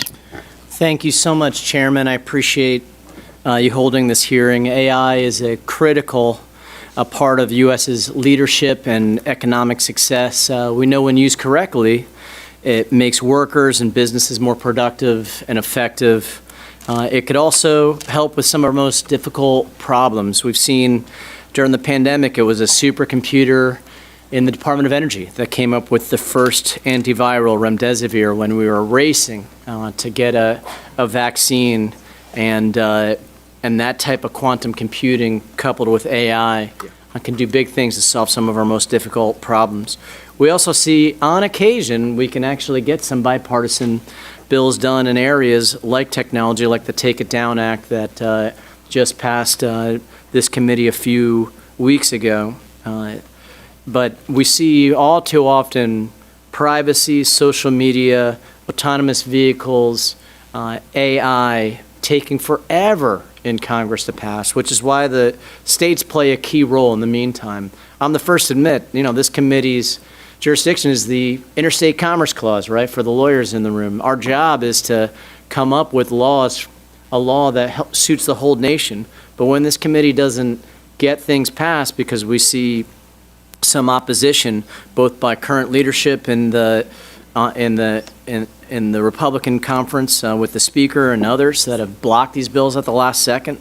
We saw that last year with the privacy bill, to difficulty in the Senate. Doing a moratorium on state laws then makes it untenable as we're trying to have some reforms. We saw in Orlando a real tragedy happen. Ms. Kack, thank you for being here today. I'm sorry for your loss. I remember reading in the Orlando Sentinel about Sewell Setzer III, a ninth grader from Orlando Christian Prep in Central Florida, beloved member of the Central Florida community. A tragic story of AI chatbot gone wrong. And so, Ms. Kack, I wanted to give you a moment to talk about what you think as a fellow Central Floridian we should be doing to help protect our kids and have the right balance for artificial intelligence. Thank you, Representative. What happened to that young man was a tragedy, but the greatest tragedy is that we can't bring him back because these are harms that can't be remedied after the fact. And the message I've been trying to draw today is that prevention is the cure when it comes to a range of AI harms. And what we're seeing instead in this industry is a proliferation of very similar kinds of applications to the ones that caused this tragedy in the first place. We're seeing AI companions, the idea that AI therapists are going to replace regular therapists. What all of this sort of underscores is a much deeper rot, which is a business model that's predicated on maximizing user engagement and creating these emotional dependencies at any costs. And so, to your question, what do we need? We need urgently, we need targeted red lines that draw boundaries around this kind of behavior, make sure that these are applications that are never built in the first place. Our colleagues tell us that existing agencies and general rules will take care of it. But if that was true, then we wouldn't see the reckless proliferation of AI applications that are predicated on exploiting children in this way. I think there's also low-hanging fruit here, transparency rules so that people know that they're actually interacting with a bot, periodic reminders. Data minimization is always going to be very useful here to make sure that our most sensitive thoughts and inferences don't just become fodder for these tech companies, and really getting to the root of the problem, which is sort of a business model that's predicated on invasive and behavioral targeting. So disclosure, certain rules of the road about what you can and can't do are what this committee needs to get accomplished, and I hear you. We see for many years this committee got a lot of big things done, including the Telecom Act was the last big one in this space. And at the time we saw Section 230 was formed, and that made sense at the time because the internet was a very new place. But that is an example of it's this inaction. And none of these rules are going to be perfect. We know that, which is why we have a Congress to go back and do these things over and over until we get it right, and we may never get it right. It may be constantly reforming to get these things to where we need at the moment. But I do believe there is a healthy spot between protecting our kids from the abuses of AI while still allowing every small business and worker in our area to be able to use it to enhance their jobs and economic productivity. So thank you for being here today, and I appreciate you sharing the story of this young man and the unfortunate tragedy that happened to him. And I yield back. Thank you very much. I just want to remind the gentleman, my good friend from the state of Florida, that it goes both ways. A couple terms ago, when your leadership was in charge, the National Privacy Act was passed out of this committee.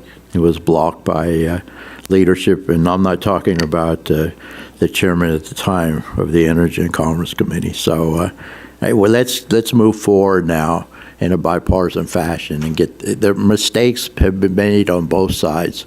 But let's move forward now and think ahead and get this national privacy and a lot of this legislation having to do with AI and what have you across the finish line on behalf of the American people. So with that, I'm going to yield to the chairman of the full committee, my good friend, Mr. Godfrey, for your 5 minutes of questioning. Appreciate it. Sorry I haven't been here I've been in the Rules Committee over in the Capitol for most of the night. So good to see you all. This is very important to us. We have to get this done. We have to get it correct. Europe, there's a lot of reasons not to invest in Europe right now, unfortunately. We need a strong Europe. I think it's good for America to have a strong Europe. But we had the European Union, the United States had the same economy in 2008, about the same size. Now we're about 75% bigger. So it's more than their privacy law, but that's certainly a big part of it. A lot of it going after our tech companies, specifically written to go after our tech companies, which is just unfortunate. So to beat China, we have to win the AI battle, and that's energy and making sure we have the right regulatory structure. And the answer is not zero, but the answer is not the AI Act. I understand it takes 330,000 euro. That's probably about $350,000 just to comply with one of the Act's requirements. That was a study. So, Mr. Heather and Mr. Bargava, if you'll go first, Mr. Bargava, Mr. Heather, what do you think would happen to little tech and people that want to create startup, people in the garage, the proverbial two people in the garage trying to start a business, if we had the big tech privacy level, the level that Europe does? Start, Mr. Bargava, and then Sure, we're going to... Absolutely. Yeah, we do think that a lot of the European regulation goes too far on the AI side, but we understand that they're coming from a good place. Like, I certainly think that the European governments are trying to protect consumers, and a lot of the areas we need protection are extremely fair to voice. But unfortunately, it can also go too far. It can be conflicting. It can be between different groups. What are the couple of things that are too far? One thing that's too far, for example, there was one clause that I think it was Article 10, but it basically said that a data set has to be relevant, representative, free of errors, and complete. And I myself have built a company and worked in tech for over a decade, and I've probably never seen a data set that's, quote, free of errors, for example. Mm-hmm. So some of the regulation potentially being written in Europe is not being written by people who are really close to the industry or how things... The big fear that we can't do, I don't think, is that there's this idea that you could take the AI, the algorithm, and send it off to the FDA-style entity and get them approved and send it back and say, yeah, you can do it that. And well, China's just turning them out. And we saw what happened with DeepSeek. Their chips are not as good as ours, but it should wake us all up. So, Mr. Heather, what do you think would be the issues with those types of regulatory? We have to get even data sets approved. So, it could take you a year. You said in one of your earlier comments, didn't even hear back. Yeah, I think one of my comments in my opening testimony, I knew you weren't here for it, was that there's also a lot of disclosure requirements associated with the EU AI Act, which will not only require the know-how and the technology be disclosed to the regulator, but to be disclosed to competitors, to be disclosed to Chinese competitors, people down chain. And that creates two problems, right? One is that the know-how is now out there, so someone could re-engineer that AI for more nefarious means. And then secondly, if your IP is out there on the street, what's the incentive to invest? And so it's not just whether you're sharing your secret sauce with the regulator. The EU AI Act is going to require that sharing to go more broadly because they have an interest to kind of help EU tech companies. We want to do that with pharmaceuticals too. So we've seen like the governor of Colorado, Connecticut, California raised concern about proposed laws in their state. The governor of Virginia vetoed an AI bill. So this would be Mr. Thier. So why are we seeing more and more governors publicly push back on AI? And that's kind of our issue right now, that we want to deploy AI through the government and through the commerce, and then we're worried about state-by-state laws. Why do you think governors of the states are even pushing back on it? Think it's going to make them uncompetitive? Or Absolutely, yeah. And let me answer this, Congressman, Mr. Chairman, by connecting your previous question with this one. Because when Governor Polis in Colorado passed the nation's first major comprehensive AI law, there was a lot of opposition, and he felt it. A lot of small and mid-sized entrepreneurs came out with letters and really pushed hard to try to stop it. He signed it anyway, but said that we needed a national standard, and then subsequently went back and had a special effort to try to review this law, could not come up with answers to the complexities of it, and then finally has called for now a moratorium to deal with this. So this is pretty astonishing for someone who signed the first of its kind nation state I got elected AI. with him here, yeah, I know. Yeah, and the connection here with your previous question, Mr. Chairman, is the fact that these small and mid-sized entrepreneurs, AI entrepreneurs in Colorado, recognize what's happening in Europe. And just yesterday, the Wall Street Journal published a story about Europe's very small share of the global tech marketplace and had this astonishing statistic. Quote, European businesses spend 40% of their IT budgets on complying with regulations, and 2/3 of European businesses don't understand their obligations under the EU AI Act. How do you do business in that environment? And this is what Colorado and other states are recognizing. Thank you. Appreciate that. My time has expired. I'll yield back. The chairman yields back. We'll hear next from my colleague from California, Mr. Mullen. You're recognized for 5 minutes. Thank you, Mr. Chair, and thank you all for being here. Let's be honest about what's really being argued here, that any regulation, federal or state, will slow innovation. That's the real claim the majority seems to be making, and I believe it's a false choice. I believe balance is possible. The idea that we have to pick between innovation and safeguards just doesn't hold up. The real threat to U.S. leadership in AI isn't regulation, it's inaction. If we allow AI systems to operate without guardrails, we risk eroding public trust. So when we talk about AI regulation and American leadership, the real question isn't whether to regulate, it's where and how. Congress should focus on closing the clear gaps in oversight. That means targeted legislation, yes, mostly at the federal level, but without blanket deregulation or preemption. Let's legislate where federal action makes sense, and let states continue innovating and leading where appropriate, especially in protecting democracy, for example. One of the clearest gaps that already exists is transparency. Right now, individuals often don't know when AI is making a decision about their lives, whether it's a loan, a job interview, or how their car responds on the road. The public has a right to know when AI is being used, what data it relies on, and whether it's safe or not. That's why I am focused on legislation on transparency and autonomous vehicle safety. My bill addresses a specific risk, AI systems on public roads operating with very little public disclosure. But the principle behind it applies much more broadly. The public deserves to know whether an AI system that risks life and property is safe. To me, this will speed adoption of the best technologies out there by giving the public confidence and actually grow that sector. So, Ms. Kack, in your testimony, you mentioned the transparency crisis in AI. What would strong, enforceable transparency requirements actually look like in practice? How can we ensure they're more than just a box-checking exercise?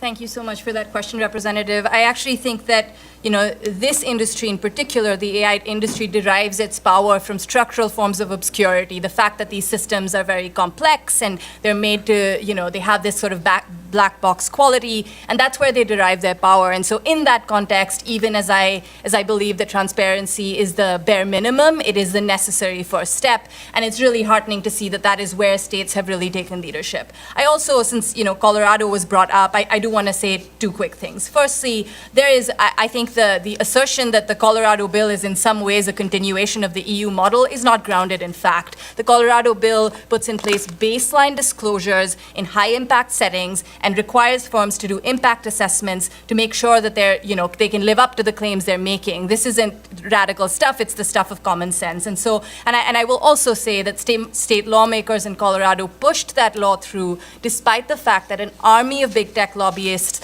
continued to argue that transparency, and I'm paraphrasing, but only slightly, was too burdensome an obligation for them to fulfill. So, to come back to your question, which is what does a good transparency framework look like for AI?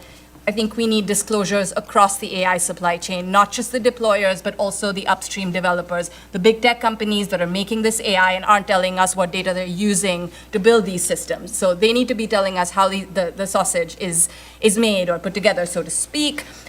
We also need it's smaller developers, it's small businesses down the line that also need this transparency from AI companies. We've seen big tech AI lobbyists argue that, they've sort of kicked the can down the road. When harms happen, it's the responsibility of these smaller firms, but the smaller firms don't have the information they need to be able to know why these harms are happening and to remedy them when they are. So, and finally, I want to make a quick point because we talked about Stargate and infrastructure. We also need transparency on the infrastructure side of things. AI data centers are proliferating, but they're failing to report basic information on resource consumption, on power usage, on water consumption, and state lawmakers are really speaking up to say that, we need just-in-time, we need transparency in this domain. We can't let companies use the claim of AI innovation to run wild.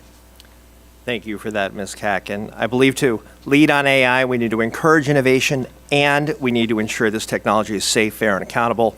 I'm committed to working with my colleagues, and that includes across the aisle, to ensure that we strike that balance. And with that, I yield back. Thank you, gentlemen. Yields back now. I'll recognize Mr. Bentz for his 5 minutes of questioning.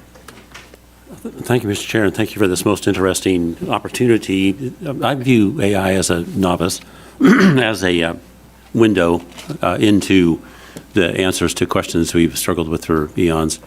And to that end, the question about consumer protection is interesting and serious, and I'm happy for our discussion of it. But it seems to me that as I look at the billions and billions and even trillions of dollars being invested in this space, that those who are doing so have to have some way of funding it, right? And that's why we see this models based upon taking advantage of the consumer. And so if we were really serious about this, we'd be talking about how funding and how not to drive those who are trying to pay for that which they're doing toward the type of a consumer that we're trying to protect. But what's really interesting to me is what you guys as experts in this space think is the most correct way to approach how we're going to manage the ideas that this massive investment is going to create. Because the truth of it is, that's what everybody's racing for. I used to ask, well, what good AI? Well, what good AI is looking through that window and seeing the answers to how we cure cancer, how we do all of these things. And then the people who reach that first patent, those ideas, and make money from them. That's the idea, isn't it? That's what's driving everybody's billions and billions of investment, right? And so getting right down to it, if we're going to continue to pay for this investment through damage to the consumer, how are we going to keep up with China, who seems to be dumping all kinds of money into it? Do you guys have better ideas about how to invest? I'll start with you. Sure. The U.S. obviously relies on the free market, and it points the investment to where it will actually have the most impact. So right now, areas where we're seeing a lot of automation are especially in tasks that can be repeated over and over again. Take bookkeeping, for example. 80% of bookkeeping now can be automated with AI. Advanced accounting, 20%. Some of the call center workflows and tasks there is 50%. So there is a justification for this massive investment. It's that over $15 to $20 trillion might be created using AI in the next few decades. And we're already starting to see the impact of this automation in the $16 trillion services industry globally. So very similar to the cloud industry, honestly. About a decade ago, folks were, why are we investing so much in cloud? What will be the output? I think it's very similar in AI today, where we're seeing massive amounts of automation being created by AI, which is freeing people up to really work on the harder tasks versus the more repetitive ones. So I think it is a good investment. Thank you. Moving on down the line. Well, I think it's important we get our policies right, our regulatory framework. Let's talk again about how Europe did not. And they managed to have a massive outflow of capital and investment because it followed the workers that also left and the firms that came here to invest. A huge number of the great tech companies that are here today came from other countries and developed here. And that's what we need to could have more of with private investment following them. $500 billion investment Mr. President Trump announced with leading AI developers the first week in the White House, Project Stargate. That's huge money. Nobody has money like that on the table in Europe today, or even in China, where we're something like 12, 14x over China private venture capital. And I want to move to Ms. Kack because I'm anxious to hear your thoughts on this also. But the fact that we're able to stack up that kind of money leads me to wonder about the access of the smaller people. But regardless, the question really was, is there some better way to fund what we're doing? Thank you, Representative. I think just because you mentioned the curing cancer example, it's interesting that AI company CEOs use that as their sort of flagship example for why we should be investing billions of dollars including in public money to build out AI infrastructure. But the receipts don't exist yet. We're being told that this form of superintelligence is going to bypass scientific hurdles, but we don't really know how. But maybe even more concerningly, if we want best-in-class AI, we need to have best-in-class research infrastructure to begin with. And so on the one hand, we're talking about AI curing cancer. On the other hand, we're seeing, NIH subject to $4 billion cuts when, in fact, the main focus of NIH is cancer research. So I do think that for AI, the U.S. to lead in AI, we need a strong foundation, and I'm worried that we're sort of, walking back some of the progress we've made there. Thank you. Chamber of Commerce. I don't think there's a better model. Europe doesn't have any private investment. Part of the Draghi report was that there is not the incentive to invest in Europe, and that the regulatory frameworks that drive investment in Europe aren't there to support risk-taking. Obviously, we do rely on private investment in the United States because we incentivize risk-taking here. China uses a public funding model largely. So I'm not sure I know of a better model than the one we've come up with. Thank you so much. Yield back. Gentleman yields back. Now I'll recognize Ms. Schreier for her 5 minutes of questioning. Thank you, Mr. Chairman. And thank you to all the witnesses today on this important topic. We're all excited about the benefits of AI, and yet we should all be very concerned about the potential dangers posed. And yes, absolutely, big tech needs certainty about regulation, but that should not be in the form of a guarantee of no regulation. For 10 years, I just look at the damage that social media has done to children and to society because of a failure to deal with the algorithms that elevate clickbait and outrage and conspiracy theories. State laws exist to protect consumers, and now Republicans want to prevent states from issuing these protections on any product or practice or system that uses artificial intelligence. Just last week, they slipped in a few sentences into their massive tax bill that place a 10-year ban on the enforcement of any state laws meant to protect consumers from potential and already very real dangers of AI. Texas, Utah, Florida, California, Virginia already have laws that protect their residents. Here's some real-world examples. We discussed transparency, social media algorithms, deep fakes, AI-generated child pornography, data collection, targeted advertising, virtual assistants or companions that we discussed, like Facebook's chat companions, over-reliance on AI for interpretations of x-rays and MRIs, particularly when I'm a pediatrician. There aren't pediatric standards that would make that safe.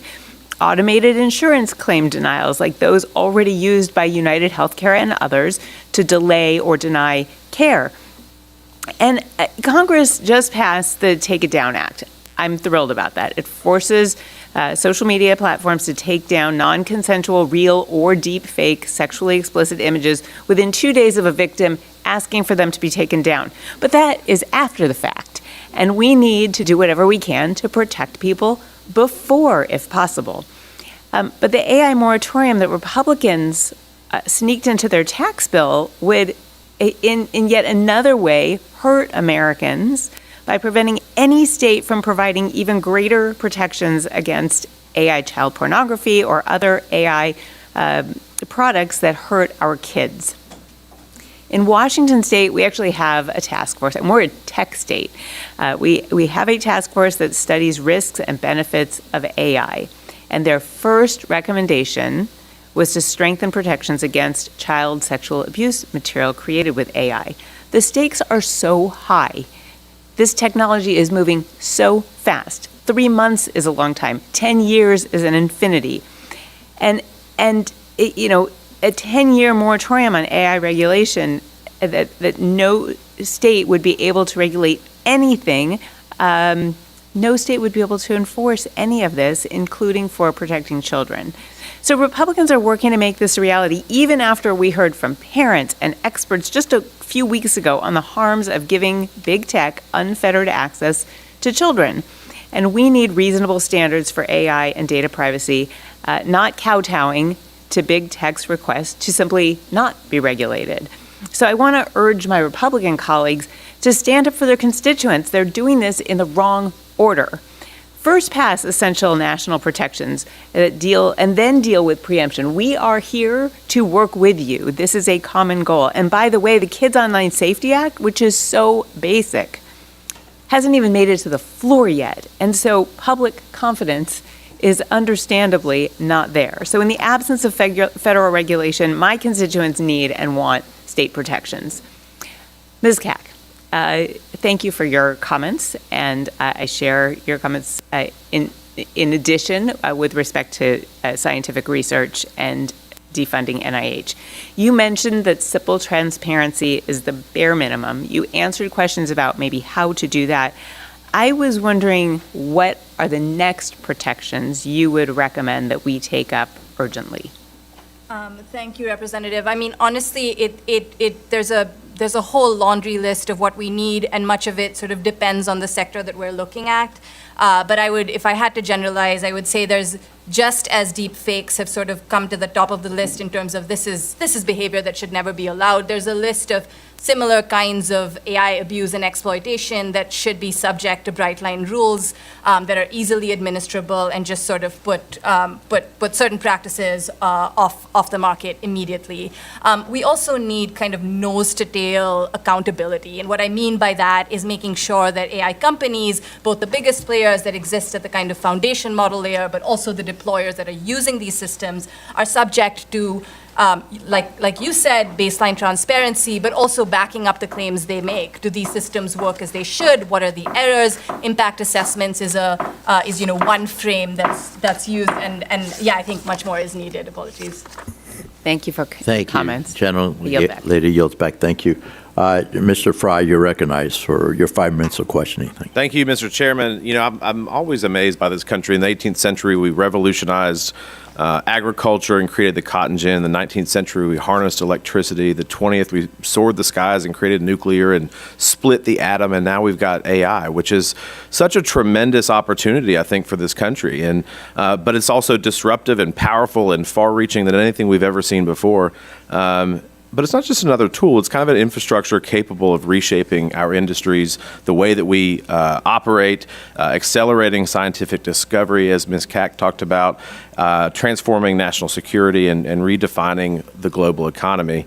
And once again, I think we stand at the forefront. I think it was mentioned earlier that we have a competitive edge now, but it's not guaranteed that we would have that competitive edge in the future. And so it's incumbent upon us in this committee and this Congress to understand that framework and to make sure that we maintain and enhance that competitive edge. Mr. Heather, the EU, you've heard a lot today about the EU, and I think as was mentioned by Mr. Thier, about the Brussels effect. What do you think? In your opinion, where do you think that they went wrong in their regulations specifically, and what lessons can we learn from their mistakes so that we don't repeat them here? So as I said in my testimony, I think Europe prides itself in its kind of rush to regulate and wants to be the first to market to regulate. And I think they use that kind of as a soft power and try to go around to the rest of the world and get them to emulate it. And I think one of the things that they don't do a very good job is, one, sitting back and evaluating how their existing laws are working and functioning and identifying where the gaps are in those laws and where they might need to fill in those gaps with regulation. And so they didn't do that in their process to create the EU AI Act.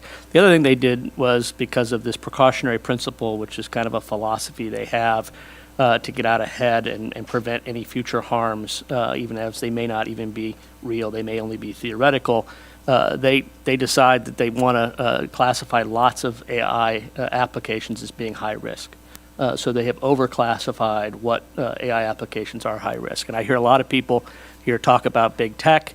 When I listen to Mr. Bargava speak about what AI could do for nurses to make their jobs easier, when I hear about how it can improve accounting functions, when I hear about what it can do to make call centers work easier for consumers, none of that is big tech. Those are going to be companies who are going to be deploying AI technologies that are being built not by big tech companies, but by medium-sized companies and small-sized companies. So there's a lot of focus here on big tech, and big tech is certainly a key piece to the ecosystem here. They're obviously critical on the infrastructure side of the work that supports AI development, but the actual deployment of AI algorithms that are going to be used, they're going to be used by businesses doing B2B work.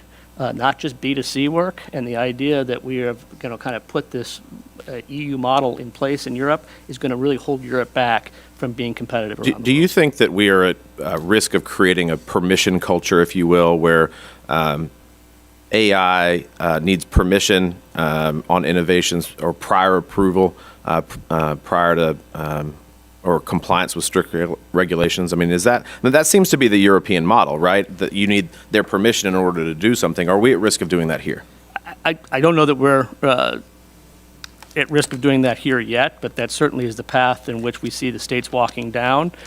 Certainly, I think that is the path that Europe leans to. Interestingly enough, when you listen to civil society groups in Europe, their biggest criticism is actually the role of AI being used by the government in Europe. There actually are the ability to use AI technologies by European governments for surveillance purposes and these kinds of things that are not being disciplined by the EU AI Act. And so I've heard lots of criticisms by the civil society groups that essentially some AI technologies are going to be okay for the government to use, but not okay for commercial use.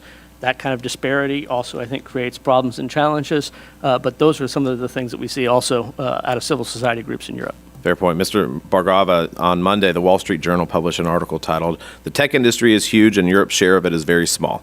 And it concludes that, quote, "A big reason why Europe is now behind can be summed up as a lack of speed. Entrepreneurs like you and companies that you invest in are slowed down by the maze of regulations in Europe and even some states. And according to a survey cited in the same article, European businesses spend 40% of their IT budgets on complying with regulations, which is astronomical to me. In your view, what would happen if the U.S. adopted that same approach or states adopted that same approach that they've got in Europe?" Yeah, I'll take just the 3 seconds here, but the models are changing every 3 to 6 months. So this is an industry where you can't afford to fall behind. If you fall behind even a matter of months, you're behind in a pretty large way from a technology perspective. And so that's something I hope the committee takes into account. Thank you for that, Mr. Chairman. I yield back. Thank you, Mr. Fry. Now I recognize my fellow Florida Gator. Go Gators. Ms. Lee, she's recognized for her 5 minutes of questioning. Thank you. I had to get that in. I've got my tie on today. It's a great Thank day you. for the Gators in the Capitol today. Thank you, Mr. Chairman, and thank you to our witnesses for being here today to help us shape a thoughtful, forward-looking approach to AI policy. Artificial intelligence is not just the technology of the future, it is already transforming the way that we live, work, and govern, and it is reshaping nearly every sector of our economy. The question before us is not whether to act, it is how to act wisely. So as policymakers, we have two responsibilities. One is to protect the public from real risks, but second, to ensure that American innovation continues to lead the world. Those goals are not mutually exclusive. In fact, the right policy framework can achieve both. So I appreciate you all being here today to help us strike that balance. I'd like to begin, Mr. Bargava, to pick up on one of the elements in your testimony about policy frameworks. And specifically this, what is your view on requiring AI developers to use standardized documentation tools like model cards to disclose purpose and limitations and training data?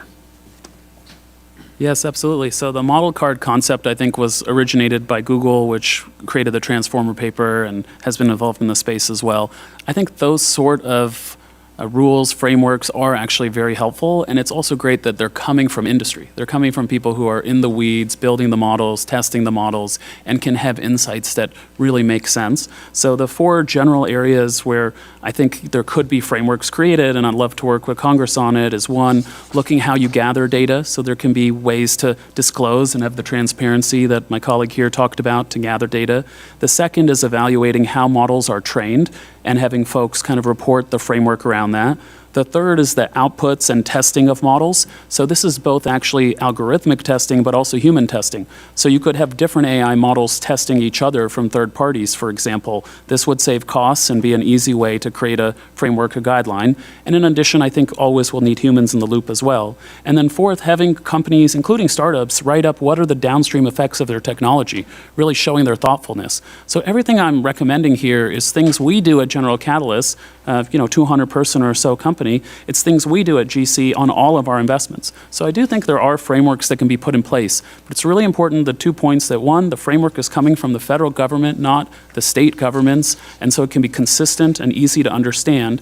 And two, the frameworks have to be developed with industry. I think one of the things Europe has not done enough of to date is creating these with the actual market participants, with startups, with entrepreneurs. And so we would welcome having more discussions with General Callis, the GC Institute, to come up with responsible frameworks, but also ones that our startups can get behind. What should policymakers be careful not to do when designing transparency requirements, particularly for early stage or open source developers? They should make sure to do it with the startups themselves and the companies. Really what we do not want them to do is just to create it in a vacuum, to throw in whatever words sound good or, beating up big tech, et cetera, and just making a statement. Like, this is about actually creating the right policy. So I think talking with the startups, with the market participants, with people in industry is really, really important. It's not a political statement. We all want to come to this framework, and getting the input from startups, I think, would be extremely helpful in getting to the right framework. Getting back to that framework model card disclosure concept, is it your view that those types of disclosures should be voluntary, required for only certain high-risk applications, or broadly mandated across the industry? I think they should be required as long as it's minimalistic. So the requirements have to make sense. You can't ask for these massive audits on a model and then when our startups comply, not get back to them for 12 months because you don't really know how to evaluate the material they sent you, for example. So I think these can be required frameworks on the federal level, but they have to make sense, and there has to be the agency there as well and the people in government to be on the other side having a conversation with what these frameworks should be. It needs to be a real partnership approach, and it needs to be simple. Mr. Thier, let me move to you. I'd like to get your thoughts on this. Do you support directing NIST to develop voluntary AI standards or best practices similar to what it did for cybersecurity?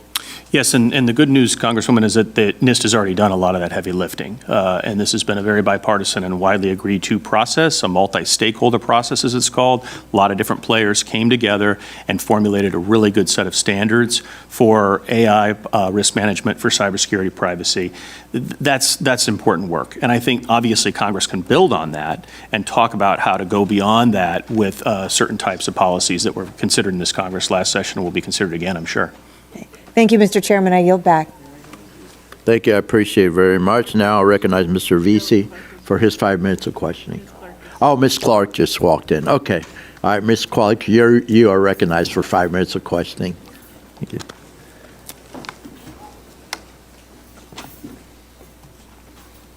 Thank you very much, Mr. Chairman. We're all on roller skates today with so many hearings taking place, but let me thank our witnesses for your expert testimony here today, and thank our ranking member, Schakowsky. I am glad to see this subcommittee gather to discuss regulations for artificial intelligence and the future of U.S. leadership in this space. I am, however, a bit perplexed at the timing. It seems to me that we would have been better served having this discussion before our Republican colleagues voted to advance a 10-year moratorium on AI laws as a part of the big, beautiful bill to line the pockets of their big tech billionaire benefactors at the expense of Americans' health, personal freedom, privacy, and safety online. A 10-year moratorium seems wildly irresponsible given the rapid pace of technological advancement, especially in the field of artificial intelligence. It is particularly disappointing to see such a provision advance in light of this administration's consistent efforts to undermine the few existing guardrails protecting consumers, such as the illegal attempt to fire Democratic FTC commissioners, the attacks on our federal workforce, and the degradation of independent agencies' independence. Further, while my colleagues across the aisle move forward with this short-sighted moratorium, they have not taken any meaningful steps to fill the vacuum this moratorium would leave in its wake with common sense bipartisan legislation to protect Americans' privacy and create a regulatory framework for artificial intelligence in this country. The age of artificial intelligence is upon us, and this Republican-controlled Congress needs to step up to the plate. We are well overdue for a comprehensive federal data privacy standard, We have not seen this committee take any steps this Congress towards the bipartisanship required to do such sweeping legislation, which would be foundational to any overarching AI legislation.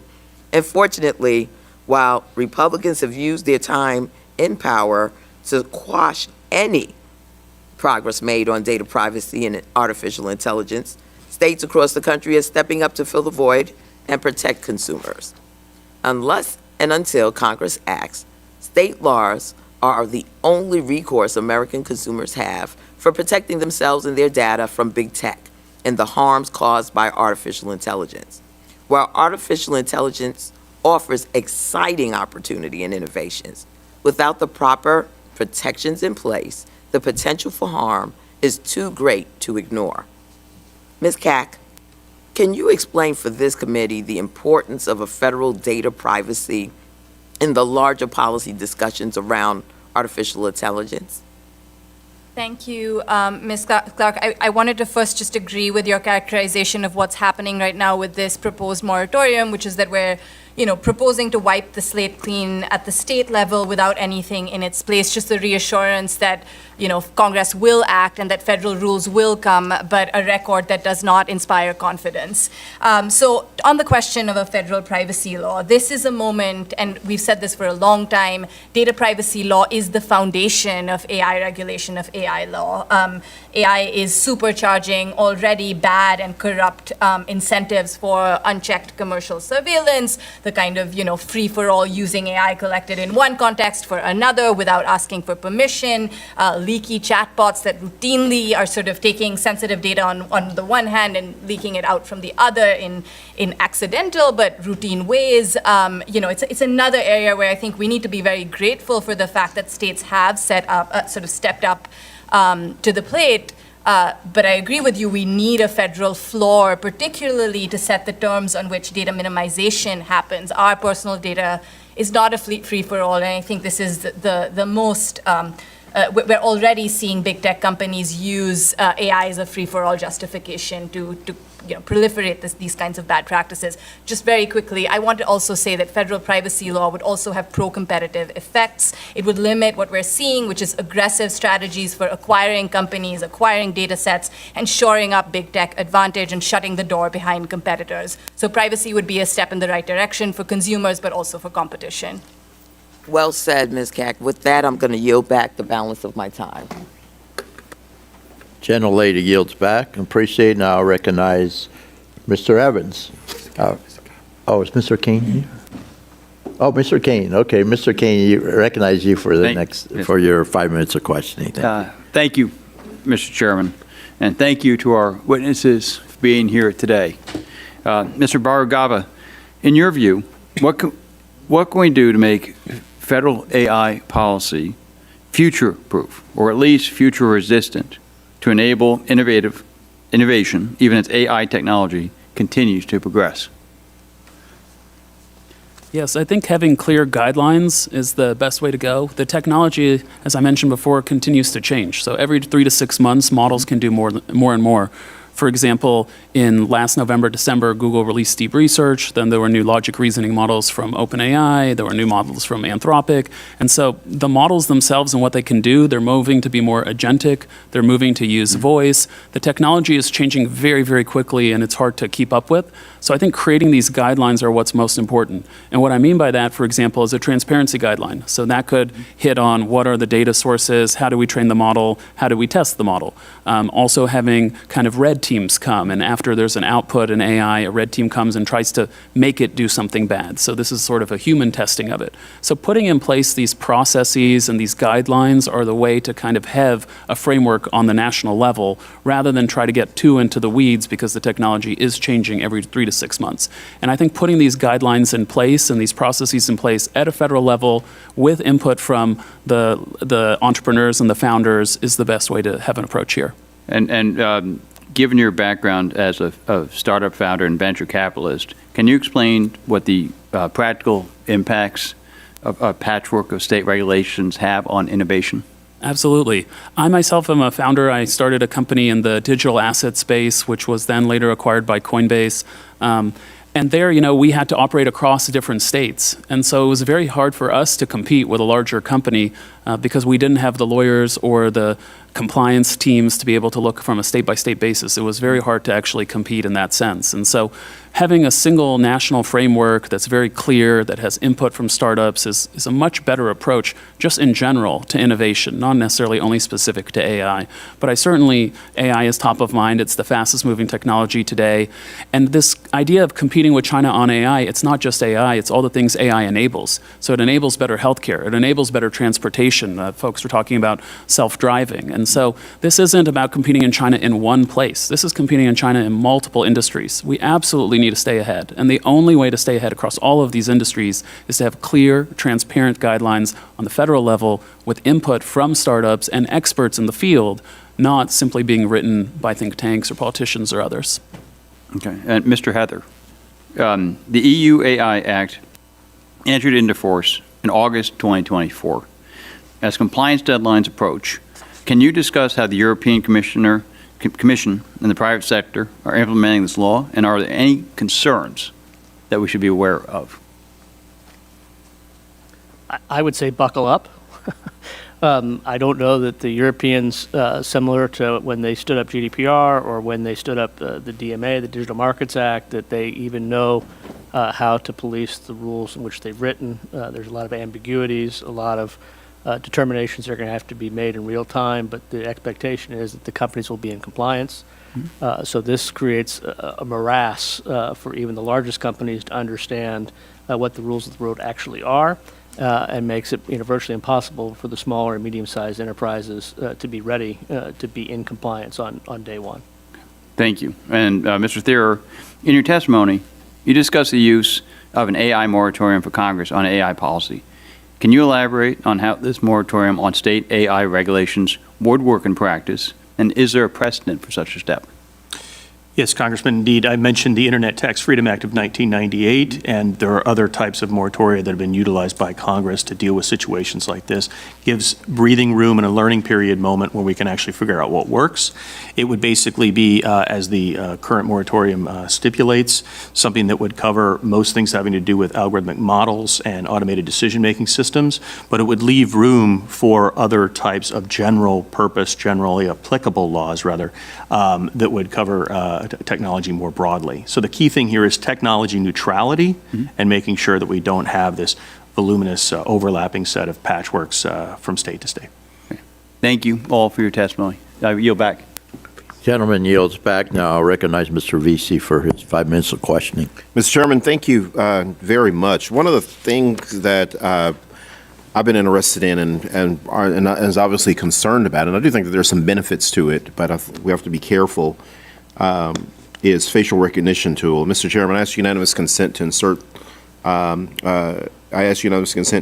this article from the Washington Post titled "Police Secretly Monitored New Orleans with Facial Recognition Cameras." Without objection, so ordered. This article, which includes findings from an investigation that the Post conducted for 2 years, talked about how the New Orleans Police Department secretly relied on facial recognition technology operated by a private company to scan streets in search of suspects. The use of this technology was inconsistent with a city ordinance that they passed in 2022.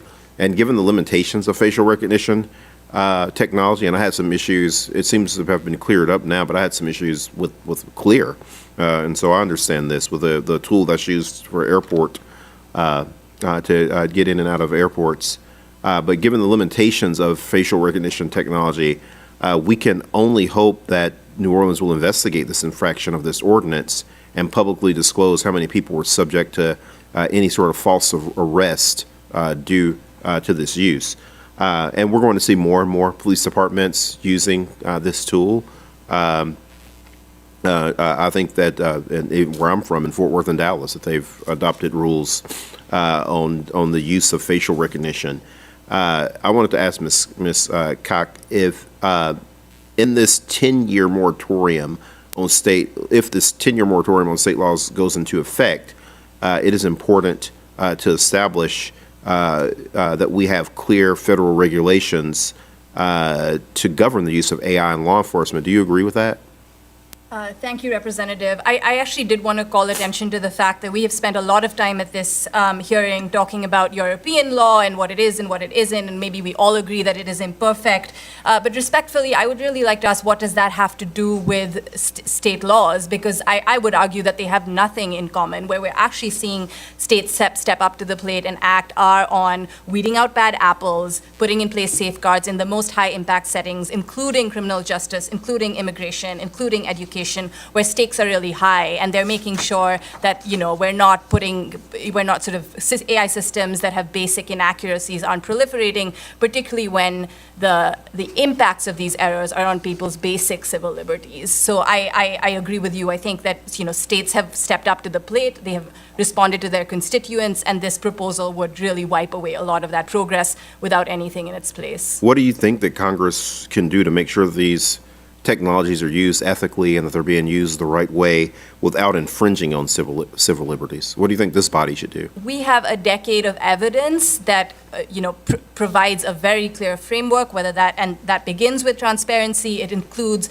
clear accountability so that firms that are using these systems need to go through proper vetting to make sure that they work as they are intended to work, that they don't misidentify people. You mentioned a personal example. The FTC cracked down recently on Rite Aid's use of facial recognition technology that was routinely misidentifying people in grocery stores and subjecting them to unwarranted scrutiny from law enforcement agencies. So yeah, I think it's very clear what we need to do. The problem has been one of political will to act in Congress. Right. And I think with all of these technologies, one of the things that that we have to take into consideration is we want to be the leaders in any sort of new technologies that are coming to the market. We don't want the Chinese to be the leaders in these areas.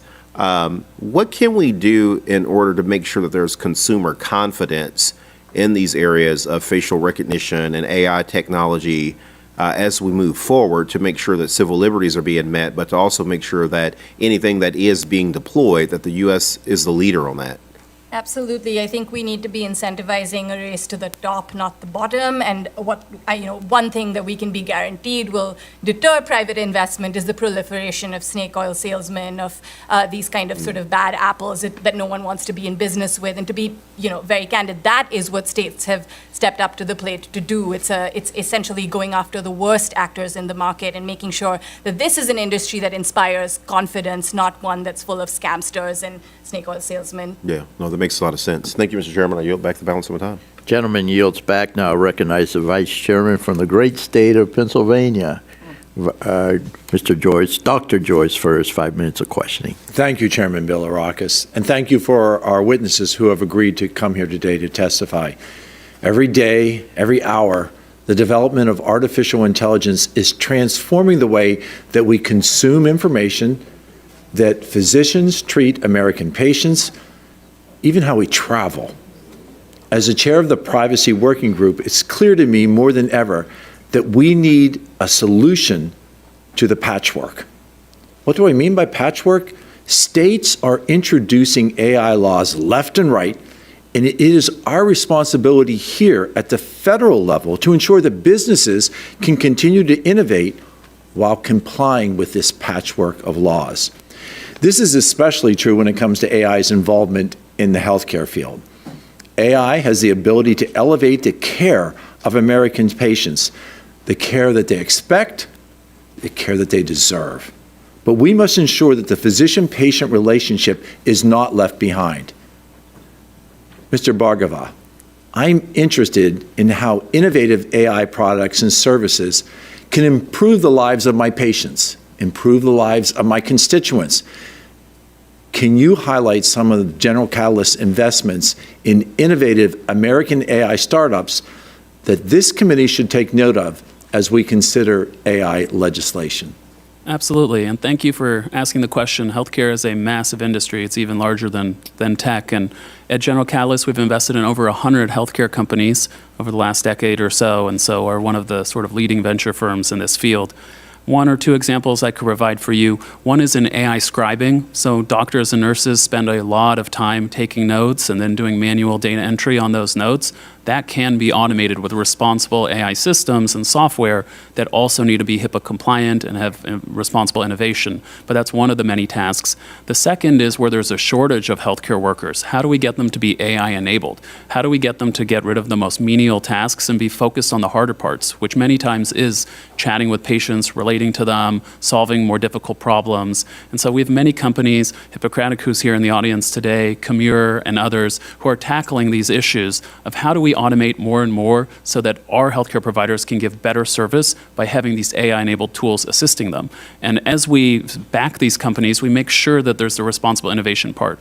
Healthcare is the toughest place you really don't want to mess up. Out of every industry, it has the most ramifications. So it is a good example of both where there could be a ton of innovation and at the end of the day, lives can be saved, but also why I would urge Congress to move faster this time than in the past on creating a framework, because lives are at stake here as well as our competitive advantage against China. As a physician, I clearly recognize that lives can be at stake. Do you feel that the patchwork that currently exists as far as AI legislation from the states puts patients' lives at risk? I don't believe it's preventing deaths or that the patchwork is good for the companies that are operating and try to make healthcare better. I think we need a federal solution instead. I think the states don't really have the capacity to keep up with all of the different AI innovations and technologies and models, and then the startups themselves. It's very difficult for them to act in a way where they're complying with all these many states. It would be much, much better to have a federal level regulation that would then allow for this AI technology to permeate even faster and to save more lives quickly. Thank you. Mr. Heather, in many respects, AI is already regulated by many sectoral laws that apply to non-AI products and services, like the FDA's oversights of algorithms that healthcare companies use in care, particularly when it comes to medical devices. Can you explain how the EU approached existing sectoral laws such as healthcare before it passed the EU AI Act? Did the EU find gaps in the current law that needed to be addressed by their new legislation? I'm not aware that the EU identified any gaps with regard to how medical devices or pharmaceuticals reach the market where they have been somehow enhanced or built with AI models. And so I think this is a really important distinction when people are talking about moratorium. There are rules on the books. I heard the congressman from Texas talk about surveillance. I heard you also say that there's a city ordinance in New Orleans that would have prohibited it. That sounds to me like it's an enforcement issue, not an AI issue.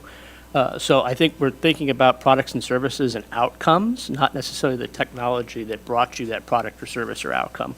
And so I think the ability to use existing laws and regulations to enforce good, strong outcomes is not what this conversation is about. It's about getting out ahead and trying to discipline a technology that has lots of opportunity behind it in ways that will have unintended consequences to our competition and competitiveness of the global economy. Mr. Heather, I thank you for the answer. Mr. Chairman, my time has expired. I yield back. Thank you. The good doctor yields back. Now we'll recognize Mr. Evans for his 5 minutes of questioning. Thank you, Chairman, Ranking Member. Thank you, of course, to our witnesses for coming. I'm from Colorado, and last year we became the first state in the country to enact a bill at the state level to regulate AI. And I'll read you a couple of quotes here. This law creates a complex compliance regime for all AI developers and deployers doing business in Colorado. Another one, I'm concerned about the impact this law may have on an industry that is fueling critical technology advancements across Colorado for consumers and enterprises alike. And then finally, government regulation applied at the state level in a patchwork across the country can have the effect to tamper innovation and deter competition in an open market. I agree with those statements. They actually came from my governor, Jared Polis, who signed Colorado's AI law and then came out in support of the federal moratorium that's being discussed here today, among other things.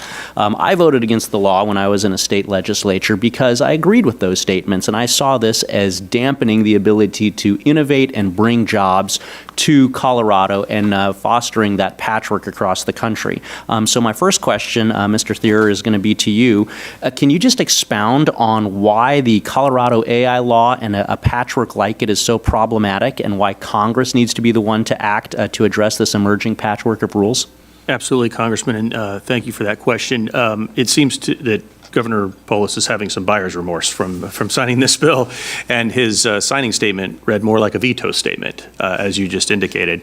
I think the reality is that they realized the complexity of this law would create enormous burdens, and when they tried to subsequently study it the way they should have been studying before it was passed, they realized they didn't have a lot of the answers to complicated questions about exactly how we define developer, deployer, integrator, consequential decision, all of these things, or even the term artificial intelligence, which is being defined differently in different state bills. If we can't even define the basic term we're here today to discuss at the state level, then that's a patchwork that's going to create huge problems for small businesses.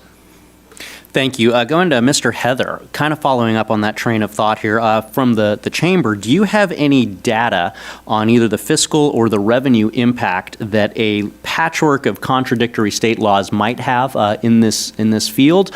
And then on the other side of that, do you have any fiscal or revenue data on the benefits of having a national, just general rules of the road policy might have? I don't know that I have data as it relates to government expenditure, but I can tell you that as it relates to the private sector, as was mentioned, I think before, there's an estimate of 330,000 euro just to be able to comply with an element of the EU AI Act. To the degree that we have over 1,000 AI-related bills that have been introduced in state legislatures or in local units of government, to the degree that some of those make it across the finish line, there is a compliance cost that will have to be met by each company that wants to do business in those markets. Because these laws are not necessarily enforced in the United States, I don't know that there's good data out there that shows what it's going to cost to comply for companies with regard to the Colorado law. So I think we're very early days in being able to get those cost estimates. Thank you. Do you think there is potentially additional revenue that would be generated by industry and by business by having just general national rules of the road versus a patchwork of state laws? As I said in my testimony, I think there's estimates that suggest that somewhere upwards of $16 trillion may be gained to the global economy by AI. All of that will be taxed by governments. So to the degree to which we unleash AI technologies, and that allows us to increase our productivity as an economy, that leads to growth. And wherever there is growth, there is tax revenue opportunity for the government. Thank you. In my final minute, Mr. Thier, back to you. Before this job, I spent 10 years as a police officer, and so making sure that we take care of kids is critically important to me. I would venture that I've probably arrested more child abusers than anyone else in this room. And so as I'm reading through the bill that's being discussed today, I noticed that there was about 3 pages of exceptions in that bill that allow for enforcement of a lot of different things in the AI space. So it's not a complete moratorium. And so the question to you is, given how the legislation is written, can we still continue to keep kids safe? Absolutely. You can use technology-neutral policies and approaches. And I also just want to stress that under the rule of construction in this moratorium, it very clearly states that the primary purpose, in effect, is to remove legal impediments to facilitate the deployment or operation of AI systems. This is about furthering the development of these systems and not dealing with these things that we need to restrict on the other side through generally applicable safety laws. Thank you. Yield back. Thank you very much, Mr. Evans. Okay, I think we're very good. I think we're ready to finish up. I want to thank the panel for being so patient in answering all the questions. And I'll ask unanimous consent that the documents on the staff list be submitted for the record without objection. So ordered. I remind members that they have 10 business days to submit questions for the record, and I ask the witnesses to respond to the questions promptly. Members should submit their questions by the close of business day on June 5th. So without objection, the subcommittee is adjourned. Thank you.